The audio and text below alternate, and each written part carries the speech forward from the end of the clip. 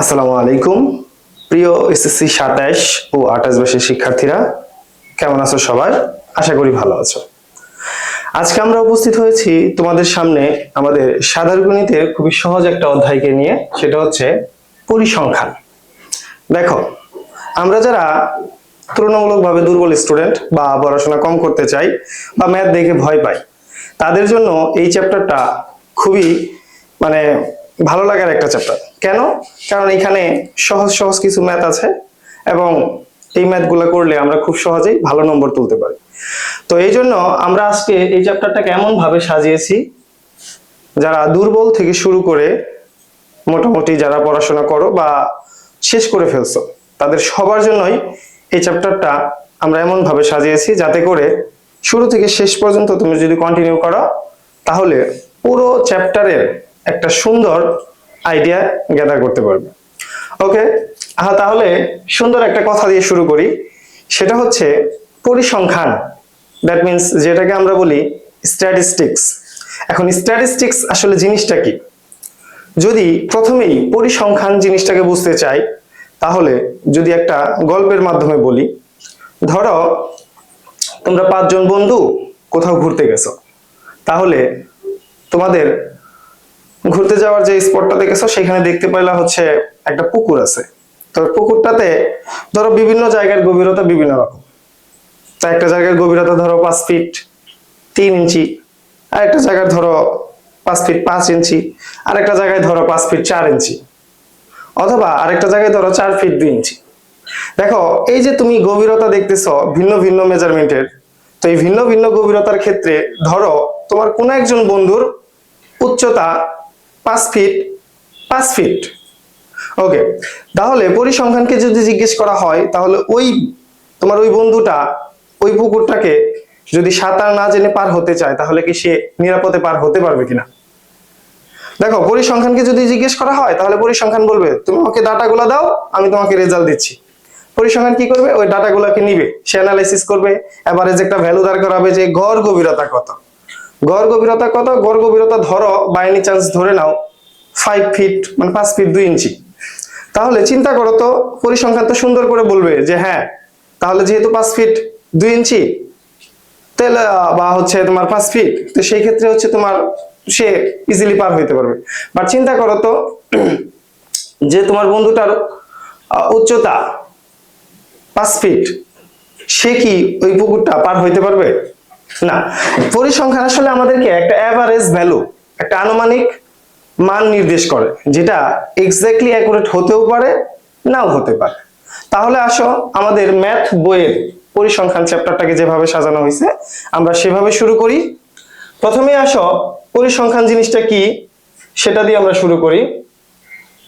দেখো, পরিসংখ্যান প্রথমেই যদি বলি, দেখো পরিসংখ্যান হচ্ছে বিজ্ঞান ভিত্তিক কৌশল, যার দ্বারা কোন সংখ্যাসূচক তথ্য বা উপাত্ত সংগ্রহ, উপাত্তের উপস্থাপন, উপাত্তের বিশ্লেষণ এবং উপাত্ত সমূহতে প্রয়োজনীয় সিদ্ধান্ত গ্রহণ সম্ভব।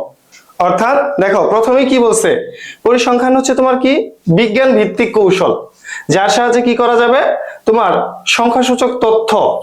এখানে দেখো সংখ্যাসূচক শব্দটা বলা হয়েছে। সংখ্যাসূচক বলার একটা প্রধান কারণ হচ্ছে, পরিসংখ্যান যে বিষয়গুলো নিয়ে কাজ করে সেটা হচ্ছে অবশ্যই সংখ্যা ভিত্তিক কোনো কিছু হইতে হবে। যদি সেইখানে তোমার আমরা যেমন বিভিন্ন ধরনের গুণবাচক শব্দ বা অন্য যে কোনো ধরনের শব্দ ব্যবহার করি, সেগুলা কিন্তু হচ্ছে আমাদের পরিসংখ্যানের তথ্য বা উপাত্তের মধ্যে অন্তর্ভুক্ত হবে না। তাহলে আসো সেগুলাকে উপস্থাপন করে কি করবে, উপাত্তের বিশ্লেষণ মানে যাচাই বাছাই করবে। ওই যে একটু আগে আমরা যেটা বললাম, একটা এভারেজ ভ্যালু দাঁড় করাবে, ঠিক সেরকম উপাত্তের বিশ্লেষণ করবে, দেন তারপরে কি করবে, একটা প্রয়োজনীয় সিদ্ধান্ত, আমরা যে ফাইনালি রেজাল্টের কথা বলি, সেই সিদ্ধান্তটা গ্রহণ করা যাবে। ওকে, তাহলে পরিসংখ্যানের ক্ষেত্রে দেখো, গুণবাচক নয় এমন সংখ্যাসূচক তথ্যাবলী, অর্থাৎ যেগুলো দ্বারা আমরা দোষ গুণ অবস্থা এরকম কোনো কিছু বুঝি, সেগুলা কখনোই কি হইতে পারে না, পরিসংখ্যানের কাঁচামাল বা উপাত্ত হইতে পারে না। তাহলে পরিসংখ্যানের উপাত্ত হইতে হইলে সেটা অবশ্যই কি হইতে হবে, সংখ্যাসূচক, মানে গুণবাচক না। অনুসন্ধানাধীন, দেখো এটা আমাদের হচ্ছে একটা এমসিকিউ প্রশ্নের জন্য আসে, যে পরিসংখ্যানের কাঁচামাল কি, পরিসংখ্যানের কাঁচামাল কি, অনুসন্ধানাধীন। খেয়াল করো, অনুসন্ধানাধীন উপাত্ত হচ্ছে পরিসংখ্যানের কাঁচামাল, এটা তোমরা লিখে রাখতে পারো। এটা হচ্ছে আমাদের একটা এমসিকিউ প্রশ্নের জন্য অনেক পরীক্ষাতেই দেখা যায়। ওকে, এরপরে খেয়াল করো পরিসংখ্যানের বৈশিষ্ট্য। তাহলে একটা পরিসংখ্যান থেকে আসলে আমরা কি কি পাই দেখো। পরিসংখ্যান হচ্ছে তোমার উপাত্তের সমষ্টি, মানে যেখানে উপাত্তের সমাহার থাকবে।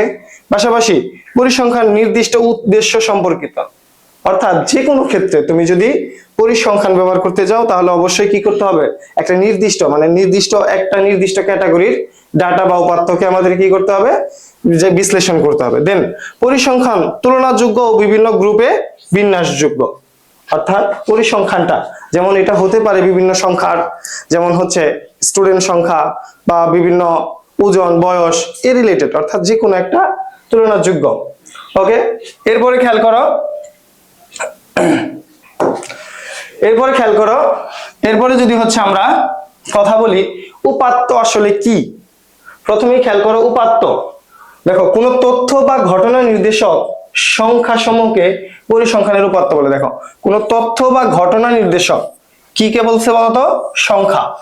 অর্থাৎ কোন তথ্য বা ঘটনা হইতে হবে এবং সেই সম্পর্কিত কোন সংখ্যা যদি হয় সেটা হবে আমাদের পরিসংখ্যানের উপাত্ত।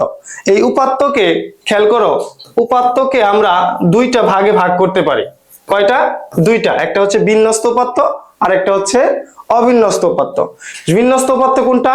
যেটা হচ্ছে আমাদের সাজানো থাকবে, অর্থাৎ সেটা নির্দিষ্ট একটা নিয়ম মেনে, যেমন সেটা হতে পারে দেখো যদি আমরা এই উপাত্তকে বিন্যস্ত করতে যাই সেটা হতে পারে ঊর্ধ্বক্রম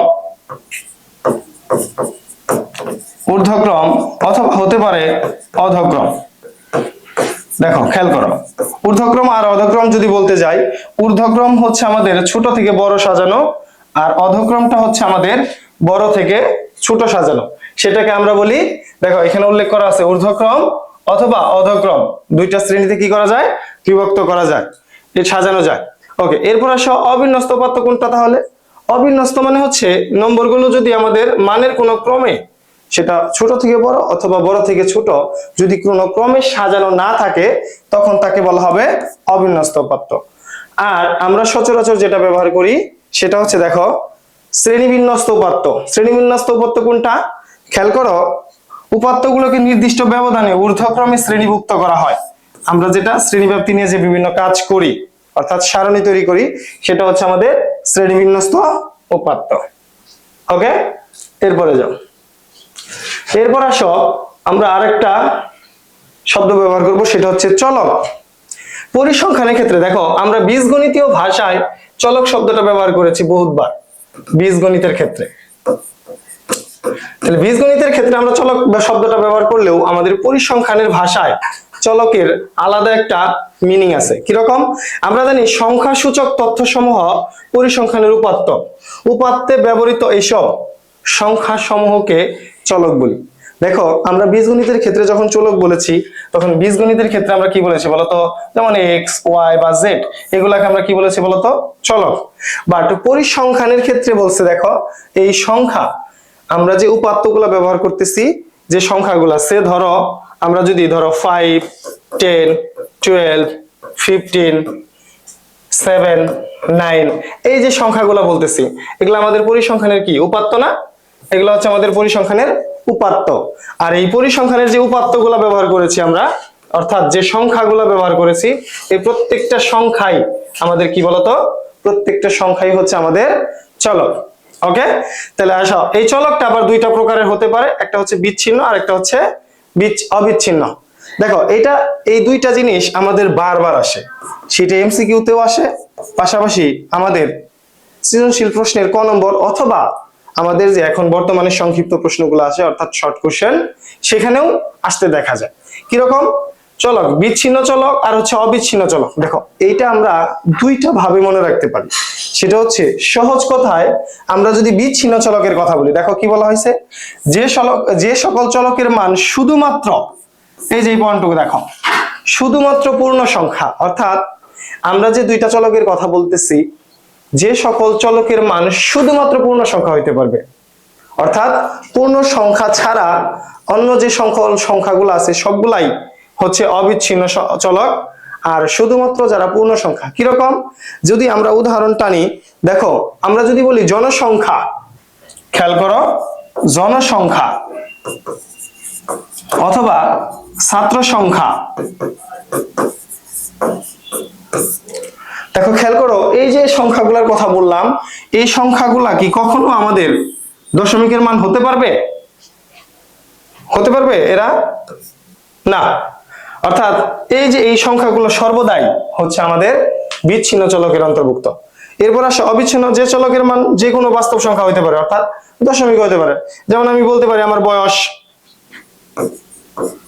বয়স বলতে পারি, উচ্চতা বলতে পারি, ঠিক আছে, উচ্চতা বলতে পারি। এটা হচ্ছে আমাদের কি বলতো, অবিচ্ছিন্ন চলক। তাহলে এইখান থেকে আমি তোমাদের কাছে একটা প্রশ্ন রাখবো, সেটা হচ্ছে তোমরা দুইটা জিনিস চিন্তা করবা, সেটা হচ্ছে পরীক্ষায় প্রাপ্ত নম্বর, পরীক্ষায়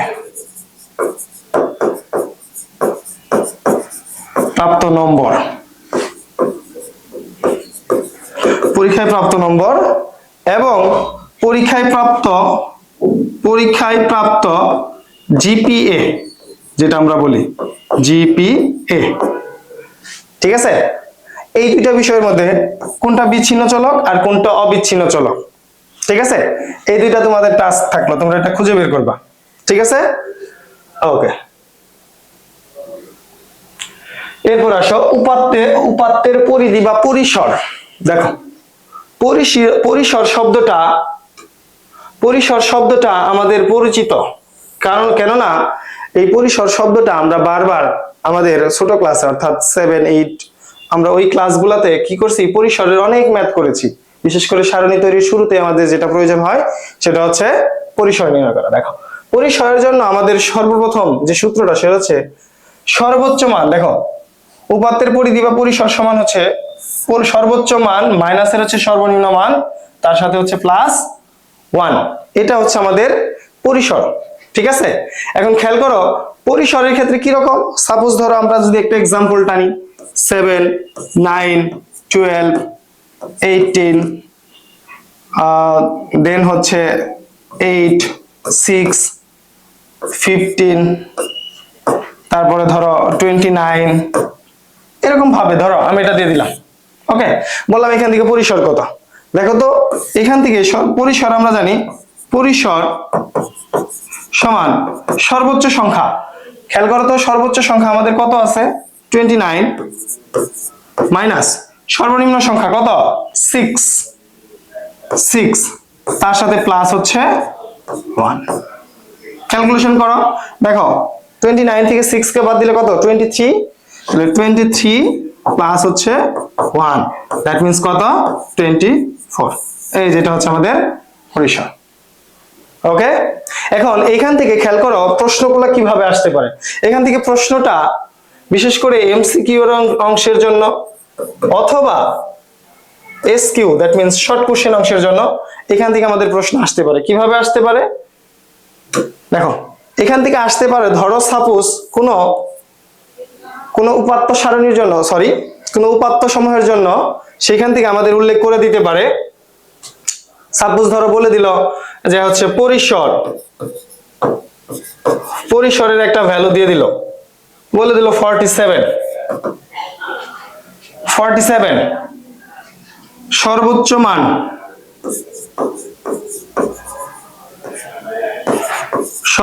মান 93 হলে সর্বনিম্ন মান কত, সর্বনিম্ন মান কত।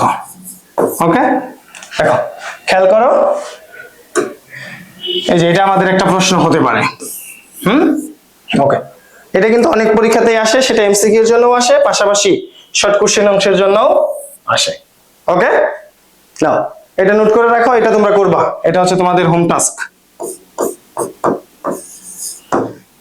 ওকে, না এরপর আসো, খেয়াল করো শ্রেণী ব্যবধান বা শ্রেণীব্যাপ্তি কি। দেখো পরিসরের পর আমাদের যদি সারণী তৈরি করার জন্য কোনো কিছু প্রয়োজন হয়, সেটা হচ্ছে আমাদের এই শ্রেণীব্যাপ্তি। দেখো আমরা যখন আমাদের সারণীটা তৈরি করি, সে ধরো এরকম ভাবে যখন সারণীটা তৈরি করি, প্রথম শব্দটাই আমরা কি লিখি বলতো? শ্রেণী ব্যাপ্তি। ওকে, শ্রেণী ব্যাপ্তি, তাই না? দেন তারপরে হচ্ছে ট্যালি হতে পারে যদি আমরা সারণী তৈরি করতে যাই, যে কোনো কিছু, ধরো আমরা ট্যালি ধরে নিলাম সাপোজ। ওকে, খেয়াল করো তাহলে এই যে শ্রেণী ব্যাপ্তি শব্দটা আমরা বলতেছি, অর্থাৎ একটা শ্রেণীতে আমরা কতগুলা সংখ্যাকে বিন্যস্ত করতেছি। সাপোজ ধরো আমি যদি সংখ্যাটা এরকম লিখি 41 থেকে 45, খেয়াল করো, দেন তারপরে সংখ্যাটা হবে 46 থেকে 50। ইমাজিন করো তো, একটু কাউন্ট করো, এর মধ্যবর্তীতে আমাদের শ্রেণী ব্যবধান বা শ্রেণী ব্যাপ্তিটা আসলে কত? মনে রাখবা শ্রেণী ব্যাপ্তি বা শ্রেণী ব্যবধানকে এইচ দ্বারা প্রকাশ করা হয়। তাহলে সেই ক্ষেত্রে এইচ সমান এই যে সংখ্যাটা আমরা দেখতে পাচ্ছি, একটু খেয়াল করো, সর্বোচ্চ সংখ্যা 40 কত বলতো? 45 মাইনাস 41, ঠিক আছে? তার সাথে যদি 1 প্লাস করে দাও, দেখো কত আসে?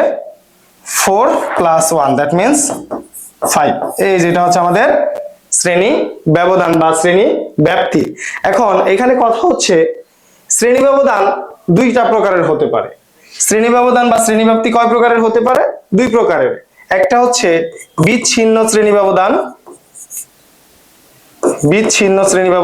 আর একটা হচ্ছে অবিচ্ছিন্ন। কিরকম? দেখো খেয়াল করো, বিচ্ছিন্ন আর একটা হচ্ছে অবিচ্ছিন্ন। সে ধরো এটা আমরা যেটা বললাম, দেখো পূর্ণ সংখ্যা না, মনে পড়ে? পূর্ণ সংখ্যার জন্য আমরা কি বলে আসছি? পূর্ণ সংখ্যা, এটা হচ্ছে পূর্ণ সংখ্যার জন্য পূর্ণ সংখ্যা। আর এই যে অবিচ্ছিন্ন যেটা বলতেছি, সেটা হচ্ছে আমাদের দশমিক মানও হতে পারে। কিরকম? সে ধরো এই শ্রেণী ব্যবধানটাই যদি আমরা লিখতে যাইতাম, তাহলে সেই ক্ষেত্রে কি হইতো?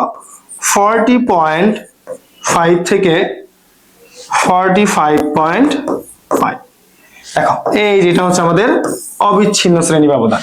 তো এই ক্ষেত্রে যদি আবার আমরা শ্রেণী ব্যবধান নির্ণয় করতে যাই, তাহলে সেই ক্ষেত্রে কি করতে হবে জানো?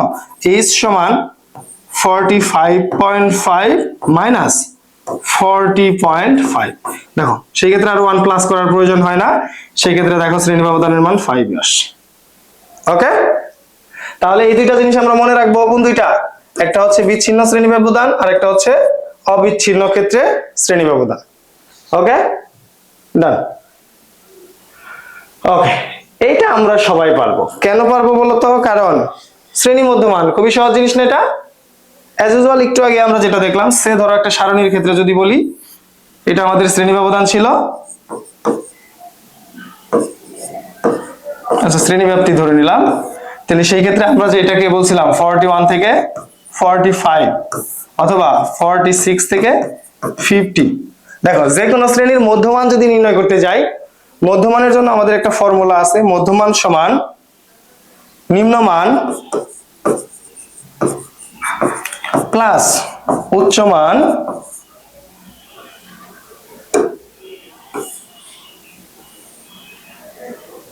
দেখো নিম্নমান প্লাস উচ্চমান ডিভাইডেড বাই 2। সো আমরা যদি হচ্ছে এই শ্রেণীর জন্য খেয়াল করো, এই শ্রেণীর জন্য যদি আমরা মধ্যমান বের করতে যাই, তাহলে মধ্যমানটা কত আসে বলতো? 41 প্লাস 45 ডিভাইডেড বাই 2। দেখো এদের যোগ করলে কত আসতেছে বলতো? 41 এবং 45, তাহলে 86, দ্যাট মিন্স 43। ওকে, এই যেটা হচ্ছে আমাদের ফাইনালি आंसर কিসের বলতো? মধ্যমানের। ওকে, বুঝতে পারছি?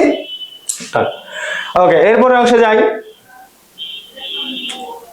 ওকে, ক্রমযোজিত কোন সংখ্যা। দেখো এটা কি আমাদের পরিচিত একটা শব্দ না? ক্রমযোজিত কোন সংখ্যা। দেখো খেয়াল করো, ক্রমযোজিত মানে হচ্ছে কি, ক্রম আকারে যখন আমরা সংখ্যাগুলোকে, গণসংখ্যাগুলোকে ধাপে ধাপে সমষ্টি আকারে প্রকাশ করতে থাকি, তখন সেটাই হচ্ছে আমাদের ক্রমযোজিত গণসংখ্যা। দেখো কোন শ্রেণী এবং তার সকল পূর্ববর্তী শ্রেণীর গণসংখ্যার সমষ্টিকে আমরা বলি কি? ওই শ্রেণীর ক্রমযোজিত গণসংখ্যা। যেমন কোন শ্রেণীর গণসংখ্যা, দেখো যদি আমরা এরকম ভাবে চিন্তা করি, প্রথম শ্রেণীর গণসংখ্যা যদি 7 হয়, তাহলে দ্বিতীয় শ্রেণীর জন্য দেখো, সরি একটু খেয়াল করো, আমরা যদি তিনটা শ্রেণীর গণসংখ্যা 7, 10 এবং 12 খেয়াল করি, তাহলে সেই ক্ষেত্রে কি হবে, দেখো প্রথম শ্রেণীর জন্য, তাহলে প্রথম শ্রেণীর পূর্বে তার কোনো শ্রেণী নাই, তাহলে সেই ক্ষেত্রে তার গণসংখ্যাই হচ্ছে ওই শ্রেণীর ক্রমযুক্ত গণসংখ্যা। দেন সেকেন্ড শ্রেণীতে আসবে প্রথম শ্রেণী এবং সেকেন্ড শ্রেণীর গণসংখ্যার সমষ্টি। ওই দেখো খেয়াল করো, 7 প্লাস 10, এটা হচ্ছে 17। এটা হচ্ছে আমাদের কি বলতো, এটা হচ্ছে আমাদের দ্বিতীয় শ্রেণীর ক্রমযুক্ত গণসংখ্যা। দেন সেকেন্ডলি যদি আমরা তৃতীয় শ্রেণীর ক্রমযুক্ত গণসংখ্যা বের করতে যাই, দেখো প্রথম দুইটা ছিল 7 প্লাস 10 ছিল, দেন সেকেন্ড না থার্ড শ্রেণীতে এসে যোগ হয়েছে কত, 12, ওই দেখো 29। ওকে, এটা হচ্ছে আমাদের এই তিনটা শ্রেণীর ক্রমযুক্ত গণসংখ্যা। ওকে, এটা আমাদের জন্য খুবই ইম্পর্টেন্ট একটা বিষয়, সেটা হচ্ছে আমরা অনেকেই আছি যারা আসলে সারণী তৈরি করতে গেলেই প্রবলেম হয়, অর্থাৎ আমাদের উপাত্ত দেওয়া থাকলে সেইখান থেকে সারণী তৈরি করার জন্য ফার্স্ট স্টেপেই প্রবলেম হয়। তাহলে দেখো গণসংখ্যা নিবেশন সারণী কোন পরিসংখ্যানের উপাত্তগুলোকে উপস্থিত সংখ্যা বা ফ্রিকোয়েন্সির ভিত্তিতে শ্রেণী ব্যবধান ও শ্রেণী সংখ্যা নির্ণয়ের মাধ্যমে একটি ছক আকারে, কিসের আকারে বলতো, ছক আকারে বিন্যস্ত করলে তাকে গণসংখ্যা নিবেশন সারণী আমরা বলি। তাহলে এই গণসংখ্যা নিবেশন সারণীর ক্ষেত্রে মনে রাখবা কয়টা ধাপ অনুসরণ করতে হয় বলতো, এই 4টা। এটা কিন্তু আমাদের এমসিকিউতে আসে যে একটা গণসংখ্যা নিবেশন সারণী তৈরি করতে গেলে আমাদের টোটাল কতগুলা ধাপের প্রয়োজন হয়।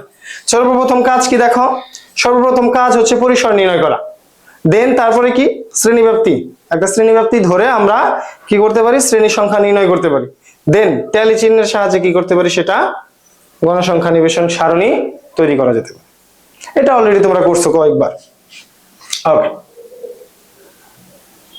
না আমরা আস্তে আস্তে আমাদের মেন আলোচনার দিকে যাই। এখন আসো ক্রমযোজিত গণসংখ্যা লেখা অঙ্কন বা অজীব রেখা। দেখো এইটা আমাদের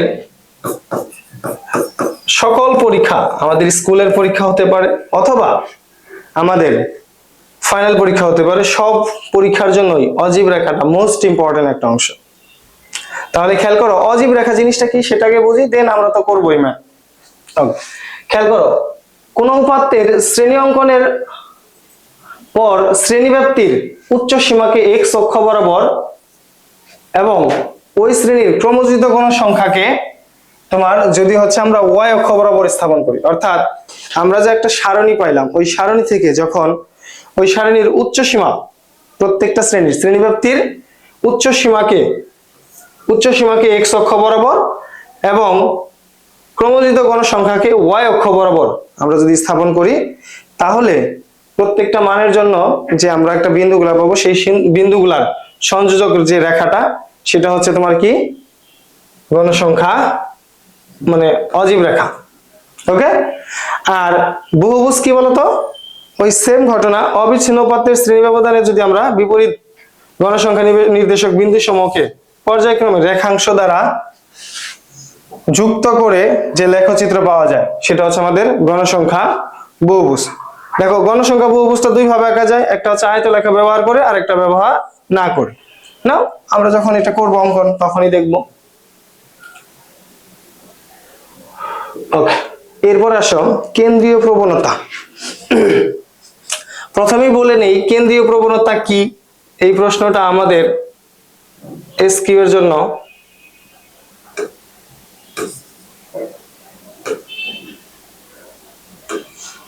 দেখো এসকিউ এর জন্য আমাদের বারবারই আসে। দেখো কেন্দ্রীয় প্রবণতা হচ্ছে অবিন্যস্ত উপাত্ত সমূহকে মানের ক্রমানুসারে সাজালে, অর্থাৎ অবিন্যস্ত যে আমাদের উপাত্তগুলো দেওয়া থাকবে, অবিন্যস্ত উপাত্ত সমূহকে যদি আমরা মানের ক্রমানুসারে সাজাই, তাহলে সেই ক্ষেত্রে উপাত্ত সমূহ মাঝামাঝি কোনো একটা মানের কাছাকাছি পুঞ্জীভূত হয়। আবার যদি সারণীর ক্ষেত্রেও করি, সেই ক্ষেত্রে খেয়াল করো মাঝামাঝি কোনো একটা নির্দিষ্ট শ্রেণীতে গণসংখ্যা প্রাচুর্য দেখা যায়, অর্থাৎ প্রচুর পরিমাণে থাকে। তাহলে ওই যে একত্রে দেখো উপাত্ত সমূহের মাঝামাঝি মানের দিকে এই পুঞ্জীভূত হওয়ার যে প্রবণতা, সেটাকে আমরা বলি হচ্ছে কেন্দ্রীয় প্রবণতা। ঠিক আছে, তাহলে কেন্দ্রীয় প্রবণতার ধাপ হচ্ছে টোটাল 3টা। এটাও আমাদের এমসিকিউ অংশের জন্য আসে, কয়টা, 3টি। এটা এমসিকিউ তে আসে, কি কি বলতো সেটা, গাণিতিক গড় বা গড়, দেন মধ্য, আর হচ্ছে প্রচুরক। তাহলে এটাও আমাদের এমসিকিউর জন্য আসে যে কেন্দ্রীয় প্রবণতার ধাপ কয়টি বা কি কি। ঠিক আছে, ওকে।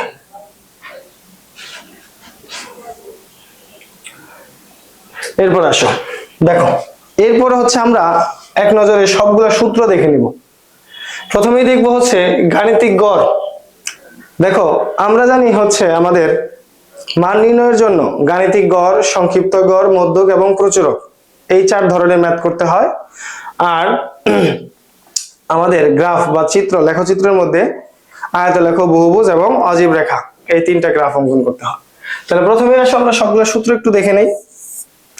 প্রথমে দেখো, সংগৃহীত পথসমেত চলকের মানের সমষ্টিকে যদি চলকের সংখ্যা দ্বারা ভাগ করা হয় তবে গাণিতিক গড় পাওয়া যায়। দেখো গাণিতিক গড়ের জন্য আমাদের একটা ফর্মুলা হচ্ছে সামেশন অফ fi xi, যেখানে xi হচ্ছে তোমার আয়তম শ্রেণীর অর্থাৎ প্রত্যেক শ্রেণীর মধ্যমান, এবং fi হচ্ছে আয়তম শ্রেণীর অর্থাৎ প্রত্যেকটা শ্রেণীর গণসংখ্যা, দেন n হচ্ছে মোট গণসংখ্যা। আর সামেশন অফ fi xi আমরা যেটা বলতেছি সামেশন অফ fi xi, এটা যেটা বলতেছি সেটা হচ্ছে দেখো প্রত্যেক শ্রেণীর মধ্যমান এবং গণসংখ্যার গুণফলের সমষ্টি। ঠিক আছে, সামেশন, সামেশন মানে হচ্ছে সমষ্টি, আর fi xi মানে কি, দেখো এই দুইটার মানে হচ্ছে সবগুলা শ্রেণীর, প্রত্যেকটা শ্রেণীর গণসংখ্যা এবং মধ্যমানের গুণফল, আর এই সামেশন কথার মানে হচ্ছে সমষ্টি, এই যেটা। ঠিক আছে, দেন তাহলে বলো তো আমাদের সংক্ষিপ্ত গড়ের সূত্র কি আসবে? মনে পড়ে আমাদের সংক্ষিপ্ত গড়ের সূত্র? সংক্ষিপ্ত গড়ের জন্য যে সূত্রটা আছে দেখো, এটা তোমরা সবাই একবার হইলেও পড়েছো, এই যেটা। এখানে দেখো একটু খেয়াল করো, এখানে x বার হবে। Okay, x bar equals to a plus summation of fi uy divided by n into হচ্ছে h। দেখো এটা হচ্ছে আমাদের সংক্ষিপ্ত গড়ের জন্য। এখানে uy টা একটা অপরিচিত জিনিস, সেটা হচ্ছে এই uy এর জন্য xi মাইনাস এর a ডিভাইডেড বাই হচ্ছে h, এটা হচ্ছে ধাপ বিচ্যুতি। ওকে দেখো সবগুলোর পরিচয় একটু দেখি। এ হচ্ছে তোমার আনুমানিক গড়। দেখো এই জিনিসটা ধরতে আমরা অনেকেই ভুল করব। আনুমানিক গড় মানে হচ্ছে তোমার মধ্যমান যে শ্রেণীটা আমরা নিব, যে আমরা সারণীর ক্ষেত্রে, এটা তো আমরা শ্রেণীব্যাপ্তি বললাম, এটা হচ্ছে আমরা বলতেছি মধ্যমান। এই যে মধ্যমানটা যে করব, এই ঘর থেকে আমাদের যে কোনো একটা জায়গা থেকে এ কে ধরে নিতে হবে, অর্থাৎ আনুমানিক গড়। আমাদের আনুমানিক গড়ের ক্ষেত্রে মধ্যমান শ্রম থেকে সুবিধাজনক, অর্থাৎ এই ক্ষেত্রে তুমি প্রথম মানটাকেও ধরতে পারো, একদম শেষের যে মানটা থাকবে সেটাকেও ধরতে পারবা, এবং মাঝামাঝি কোনো মানকেও ধরতে পারবো। তবে সবচেয়ে সুবিধাজনক হচ্ছে মাঝামাঝি কোনো মানের ক্ষেত্রে ধরে নিতে হয়। এটা নিয়ে আমাদের অনেকের একটা ভুল ধারণা আছে যে আমরা হয়তোবা শেষের মান ধরলে হবে না, হয়তোবা প্রথম মান ধরলে হবে না, অথবা সর্বোচ্চ গণসংখ্যা যেখানে আছে সেখানেই ধরতে হবে, এটা অনেকেই বলে। বাট এরকম কোনো বিষয় না, তুমি যে কোনো মান ধরে একটা ক্যালকুলেশন করে দেখো, সবগুলোর ক্ষেত্রেই সেম মান আসবে। ঠিক আছে, তো সেই ক্ষেত্রে তুমি যে কোনো মান ধরতে পারবা। আমরা মাঝামাঝি কেন ধরে থাকি? আমরা মাঝামাঝি এই কারণে ধরি যে মাঝামাঝি ধরলে আমাদের ক্যালকুলেশনের ক্ষেত্রে যে আমরা লাস্ট ফাইনালি যে মানটা বের করবো সামেশন অফ fi uy, এই মানটা একটা ছোট মান আসবে। আর আমরা তো জানি ছোট মানের ক্ষেত্রে আমাদের কোন অঙ্ককে সমাধান করা সহজ, এই জন্য হচ্ছে আমরা মাঝামাঝি করে থাকি। ওকে দেখো, তাহলে fi u এর জন্য কি বলছি, গণসংখ্যা ধাপ বিচ্যুতির গুণফল, আর h হচ্ছে শ্রেণীব্যাপ্তি, আর xi হচ্ছে তোমার আয়তম শ্রেণীর মধ্যমান। দেখো এই যে uy বলতেছি, এটা দিয়ে আমাদের এমসিকিউ প্রশ্ন দেখা যায়, খেয়াল করো। uy এর জন্য আমরা বলতেছি এটা হচ্ছে ধাপ বিচ্যুতি। ধাপ বিচ্যুতি xi মাইনাস এর a ডিভাইডেড বাই h। ওকে, আমরা তো ধাপ বিচ্যুতির ম্যাথ এটা দিয়ে করি। এখন বরাবরই হচ্ছে আমরা সংক্ষিপ্ত গড় যতবারই করতেছি, সংক্ষিপ্ত পদ্ধতিতে গড় যতবারই করতেছি, সেই ক্ষেত্রে প্রত্যেকবারই আমরা এই uy শব্দটা অর্থাৎ ধাপ বিচ্যুতি শব্দটা আমরা ব্যবহার করতেছি। কিন্তু আমরা যারা আছি শতকরা 98 জন স্টুডেন্ট আমরা জানি না যে আসলে ধাপ বিচ্যুতি এই জিনিসটা কি, এটা আসলে কি, এই জিনিসটা চিনিই না। তো তোমরা যদি কেউ জেনে থাকো, আমি বলবো যে তোমরা এটা আমাদেরকে হচ্ছে কমেন্টস এর মাধ্যমে জানাবা এই ধাপ বিচ্যুতি জিনিসটা কি। যে সঠিক অ্যান্সার দিতে পারবা তার জন্য আমার তরফ থেকে থাকবে একটা গিফট। তোমরা অবশ্যই যে কোনো বই বা গাইড বা যে কোনো কোথাও লেকচার, যেটা পারো, কোনো প্রবলেম নাই। যে কোনো জায়গা থেকে এই ধাপ বিচ্যুতি জিনিসটা কি সেটা ঘাটাঘাটি করবা, করে পড়াশোনা করবা, করে এটা আমাদেরকে কমেন্টসে জানাবা। এটার জন্য আমি আমার তরফ থেকে হচ্ছে তোমাদেরকে আমার নিজে থেকে গিফট দেব। ওকে, এরপর আসো মধ্যক। তাহলে মধ্যক কি? খেয়াল করো, কোন পরিসংখ্যানের উপাত্তগুলোকে মানের ক্রমানুসারে সাজালে যে সকল মান উপাত্তকে সমান দুই ভাগে বিভক্ত করবে। অর্থাৎ মধ্যক মানে মাঝখানে কেউ একজন আছে যে ডান পাশ এবং বাম পাশ উভয়কে কি করবে, সমান করে ফেলবে, সেটা হচ্ছে আমাদের মধ্যক। এই মধ্যকটা দেখো দুই প্রকারের হতে পারে। কিরকম? একটা অবিন্যস্ত উপাত্তের ক্ষেত্রে আর একটা হচ্ছে বিন্যস্ত উপাত্তের ক্ষেত্রে। দ্যাট মিন্স বিন্যস্ত বলতে শ্রেণী বিন্যস্ত। ওকে, নাও অবিন্যস্ত উপাত্তের জন্য প্রথমেই বলে নেই, সেটা হচ্ছে বিন্যস্ত নয় এরকম উপাত্ত যদি আমাদের কাছে থাকে, তাহলে সেই ক্ষেত্রে আমাদের মধ্যক নির্ণয়ের জন্য উপাত্ত সংখ্যা কে যদি আমরা n ধরি, সেই ক্ষেত্রে উপাত্ত সংখ্যা n যদি বিজোড় সংখ্যা হয়, তাহলে সেই ক্ষেত্রে মধ্যক হচ্ছে তোমার n প্লাস এর 1 ডিভাইডেড বাই 2 তম পদের মান, তম পদ।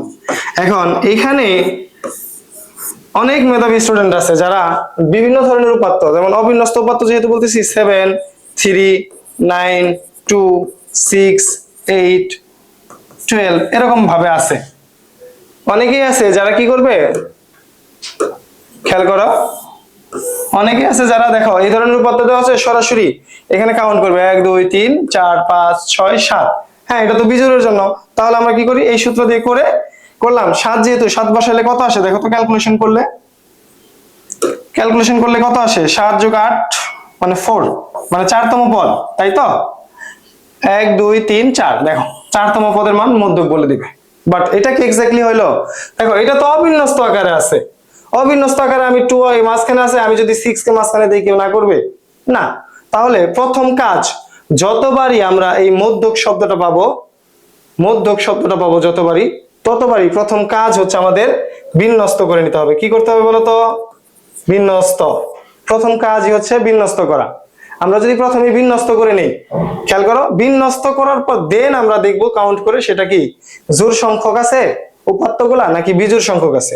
যদি বিজোড় সংখ্যক হয় তাহলে তার জন্য সূত্র হচ্ছে আমাদের এইটা, আর যদি জোড় সংখ্যক হয় তাহলে সেই ক্ষেত্রে দেখো এই যেটা হচ্ছে আমাদের মধ্যকের সূত্র। কার জন্য বলতো এটা? যদি উপাত্ত সংখ্যা জোড় হয় তাহলে। ওকে, এটা হচ্ছে আমাদের মধ্যক। কি? জোড় সংখ্যার জন্য n/2 তম পদের পদ প্লাস হচ্ছে n + 1 ডিভাইডেড বাই 2। ও দেখো, এটা একটু কারেকশন আছে, এটা হবে এরকম n/2 প্লাস এর 1 হবে। ওকে, একটু কারেকশন করে নিও তোমরা এটা। ওকে, n/2 প্লাস 1 কিন্তু হবে, এখানে একটু মিস্টেক করা আছে। ওকে, নাও এরপরে আসো, দেখো খেয়াল করো, যদি আমরা বিন্যস্ত উপাত্তের ক্ষেত্রে যাই, অর্থাৎ যদি আমরা যে কোনো একটা সারণীর ক্ষেত্রে যাই, এটা হচ্ছে সহজ কথায়, যদি আমাদের সারণী দেওয়া থাকে, সেই সারণীর জন্য দেখো, সারণীর জন্য যদি হয় তাহলে সেই ক্ষেত্রে মোট গণসংখ্যা n যদি হয়, তাহলে n/2 তম পদের মানই হচ্ছে মধ্যক। এখন সেটা কিভাবে বের করবা? দেখো, শ্রেণীবিন্যস্ত উপাত্তের ক্ষেত্রে আমাদের মধ্যকের জন্য যে সূত্রটা হচ্ছে সেটা হচ্ছে l + n/2 মাইনাস এর fc হোল ইনটু h/fm। দেখো, এটা হচ্ছে আমাদের মধ্যকের সূত্র। কার জন্য বলতো? শ্রেণীবিন্যস্ত, অর্থাৎ যে কোনো সারণী যদি দেওয়া থাকে, তাহলে সেই ক্ষেত্রে দেখো সবগুলো বর্ণনা দেওয়া আছে। l কি? মধ্যক শ্রেণীর নিম্নমান, n হচ্ছে মোট গণসংখ্যা, fc মধ্যক শ্রেণীর পূর্ববর্তী শ্রেণীর ক্রমযোজিত, যোজিত মানে ক্রমযোজিত একই জিনিস, দেখো ক্রমযোজিত গণসংখ্যা, আর fm হচ্ছে মধ্যক শ্রেণীর গণসংখ্যা, h হচ্ছে শ্রেণীবৃদ্ধি। ওকে, এই হচ্ছে আমাদের মধ্যক। এরপরে দেখো প্রচুরক। প্রচুরকের মধ্যে সহজ কথায় যদি বলি, প্রচুরক দ্যাট মিন্স যেটা প্রচুর পরিমাণে আছে, অর্থাৎ এটা দুই ভাবে হতে পারে, একটা বিন্যস্ত উপাত্তের ক্ষেত্রে আর একটা হচ্ছে অবিন্যস্ত উপাত্তের ক্ষেত্রে। প্রথমে আগে বলে নেই, দেখো কোন উপাত্তে যে সংখ্যা সর্বাধিক বার উপস্থাপিত হয়, অর্থাৎ কোন যদি উপাত্ত সারণী আমরা চিন্তা করি বা উপাত্ত টেবিল যদি চিন্তা করি, সেখানে সর্বাধিক সংখ্যক বার, অর্থাৎ সবচেয়ে বেশি সংখ্যক বার যে সংখ্যাটা আছে সেটা হচ্ছে ওইখানের প্রচুরক। এখন একটি উপাত্তের এক বা একাধিক প্রচুরক থাকতে পারে। ধরো একটা উপাত্ত সারণী যদি চিন্তা করো, সেখানে 15 সংখ্যাটা 5 বার আছে, আর 13 এই সংখ্যাটাও 5 বার আছে, তাহলে এখানে প্রচুরক কি হবে বলতো? 15 এবং 13 উভয়, অর্থাৎ একাধিক, এক বা একাধিক থাকতে পারে। এন্ড কোন উপাত্তে যদি কোনো সংখ্যাই একাধিকবার না থাকে তাহলে সেই ক্ষেত্রে প্রচুরক কত বলতো? 0, অর্থাৎ প্রচুরক নাই। ওকে, এরপর আসো শ্রেণীবিন্যস্ত নয় এরকম ক্ষেত্রে কি বলছে? সর্বাধিক বার থাকে যেটা, সেটাই হচ্ছে তোমার প্রচুরক। এই ক্ষেত্রে তোমার 2টাও হইতে পারে, 3টাও হইতে পারে, যেটা সর্বাধিক সংখ্যক বার থাকবে সেটা। ওকে, আবার এরকম হইতে পারে যেটা সর্বাধিক সংখ্যক বার কোনো সংখ্যাই নাই, তাহলে সেই ক্ষেত্রে আমার কি বলতো? সেই ক্ষেত্রে প্রচুরকই নাই। ওকে, এরপরে দেখো, এরপরে হচ্ছে আমাদের প্রচুরকের যদি আমরা সারণীর কথা বলি, সারণী থেকে যদি সারণী থেকে বলি তাহলে সেই ক্ষেত্রে আমাদের প্রচুরকের জন্য L plus F1 divided by F1 plus F2 into হচ্ছে H। ওকে, দেখো L কি? প্রচুরক শ্রেণীর নিম্ন সীমা, F1 হচ্ছে প্রচুরক শ্রেণী গণ সংখ্যা মাইনাস তার পূর্ববর্তী শ্রেণী গণ সংখ্যা, F2 প্রচুরক শ্রেণী গণ সংখ্যা মাইনাস তার পরবর্তী শ্রেণী গণ সংখ্যা, এবং H হচ্ছে শ্রেণীব্যাপ্তি। এই হচ্ছে আমাদের সারণী থেকে প্রচুরক। এতক্ষণ আমরা আমাদের থিওরি অংশগুলো ভালো করে দেখলাম এবং সূত্রের জন্য যে অংশগুলা সেগুলো দেখলাম। এখন আমরা হচ্ছে আমাদের যে ম্যাথমেটিক্যাল টার্মগুলা সেগুলা শুরু করব, যেগুলা হচ্ছে আমাদের আসার মতো, অর্থাৎ সিকিউ অংশের জন্য মোটামুটি বেস্ট ইম্পর্টেন্ট। অর্থাৎ এগুলাই আমরা সিকিউ অংশগুলোকে আসলে এমন ভাবে সাজিয়েছি যাতে করে এর মধ্যে থেকেই আমাদের সম্পূর্ণ অংশটা আসে। আশা করি আমরা আশাবাদী যে এর বাহিরে আর কিছু মানে কোনো কিছু আর আসবে না। ওকে, দেখো তাহলে শুরু করি। প্রথমে আসো আমাদের অবিন্যস্ত উপাত্ত থেকে যদি বলি, অবিন্যস্ত উপাত্ত থেকে আমাদের গড়, মধ্যক ও প্রচুরক নির্ণয় এবং আয়ত লেখক সংখ্যা, বহুভুজ এবং অজীব রেখা সম্পর্কিত যে ম্যাথগুলা, অর্থাৎ অবিন্যস্ত উপাত্ত থেকে প্রথম অবিন্যস্ত, খেয়াল করো, এই অবিন্যস্ত উপাত্ত থেকে আমাদের যে অংশগুলো আসবে সেটা নিয়ে আমরা কথা বলবো এখন। তাহলে প্রথমে আসো আমরা প্রথম অংশটুকু দেখে নেই। বলছে দশম শ্রেণীর 30 জন শিক্ষার্থীর গণিত বিষয়ে প্রাপ্ত নম্বরগুলো নিম্নে দেওয়া হলো। তাহলে এইখান থেকে আমাদের 30 জন শিক্ষার্থীর কি দেওয়া আছে? গণিতে প্রাপ্ত নম্বর দেওয়া আছে। দেখো এটা অবশ্যই কোন ভাবে আছে বলতো? অবিন্যস্ত ভাবে। ওকে, তাহলে এইখান থেকে দেখো প্রথমেই আসতে পারে মধ্যক। তাহলে মধ্যক দেখো মনে পড়ে, এই মধ্যকের জন্য আমরা অবিন্যস্ত উপাত্তের জন্য মধ্যক কিভাবে করেছিলাম? প্রথম কাজ ছিল আমাদের বিন্যস্ত করা, বিন্যস্তকরণ। ওকে, দেন সেকেন্ড কাজ, বিন্যস্তকরণের কাজ করা শেষ হলে দেন দেখো এই যে 30 যেটা দেওয়া আছে সেটা কি আমাদের n না? n। তাহলে n হচ্ছে আমাদের জোড় সংখ্যা। তাহলে জোড় সংখ্যার জন্য আমাদের মধ্যকের যে সূত্র ছিল n/2 তম পদ প্লাস n/2 প্লাস 1 তম পদ ডিভাইডেড বাই হচ্ছে 2। ওকে, ডান। খেয়াল করো এই হচ্ছে আমাদের মধ্যক। ওকে, দেন তারপরে বিচ্ছিন্ন এবং অবিচ্ছিন্ন চলক, এটা আমরা অলরেডি বলেছি, আমরা সংজ্ঞায়ও দেখেছিলাম। দেখো খেয়াল করো, আমাদের সংজ্ঞার অংশের জন্য আমরা কি বিন্যস্ত এবং অবিন্যস্ত উপাত্তের জন্য পড়েছিলাম কি মনে পড়ে? বিচ্ছিন্ন এবং অবিচ্ছিন্ন চলকের জন্য কি পড়েছিলাম?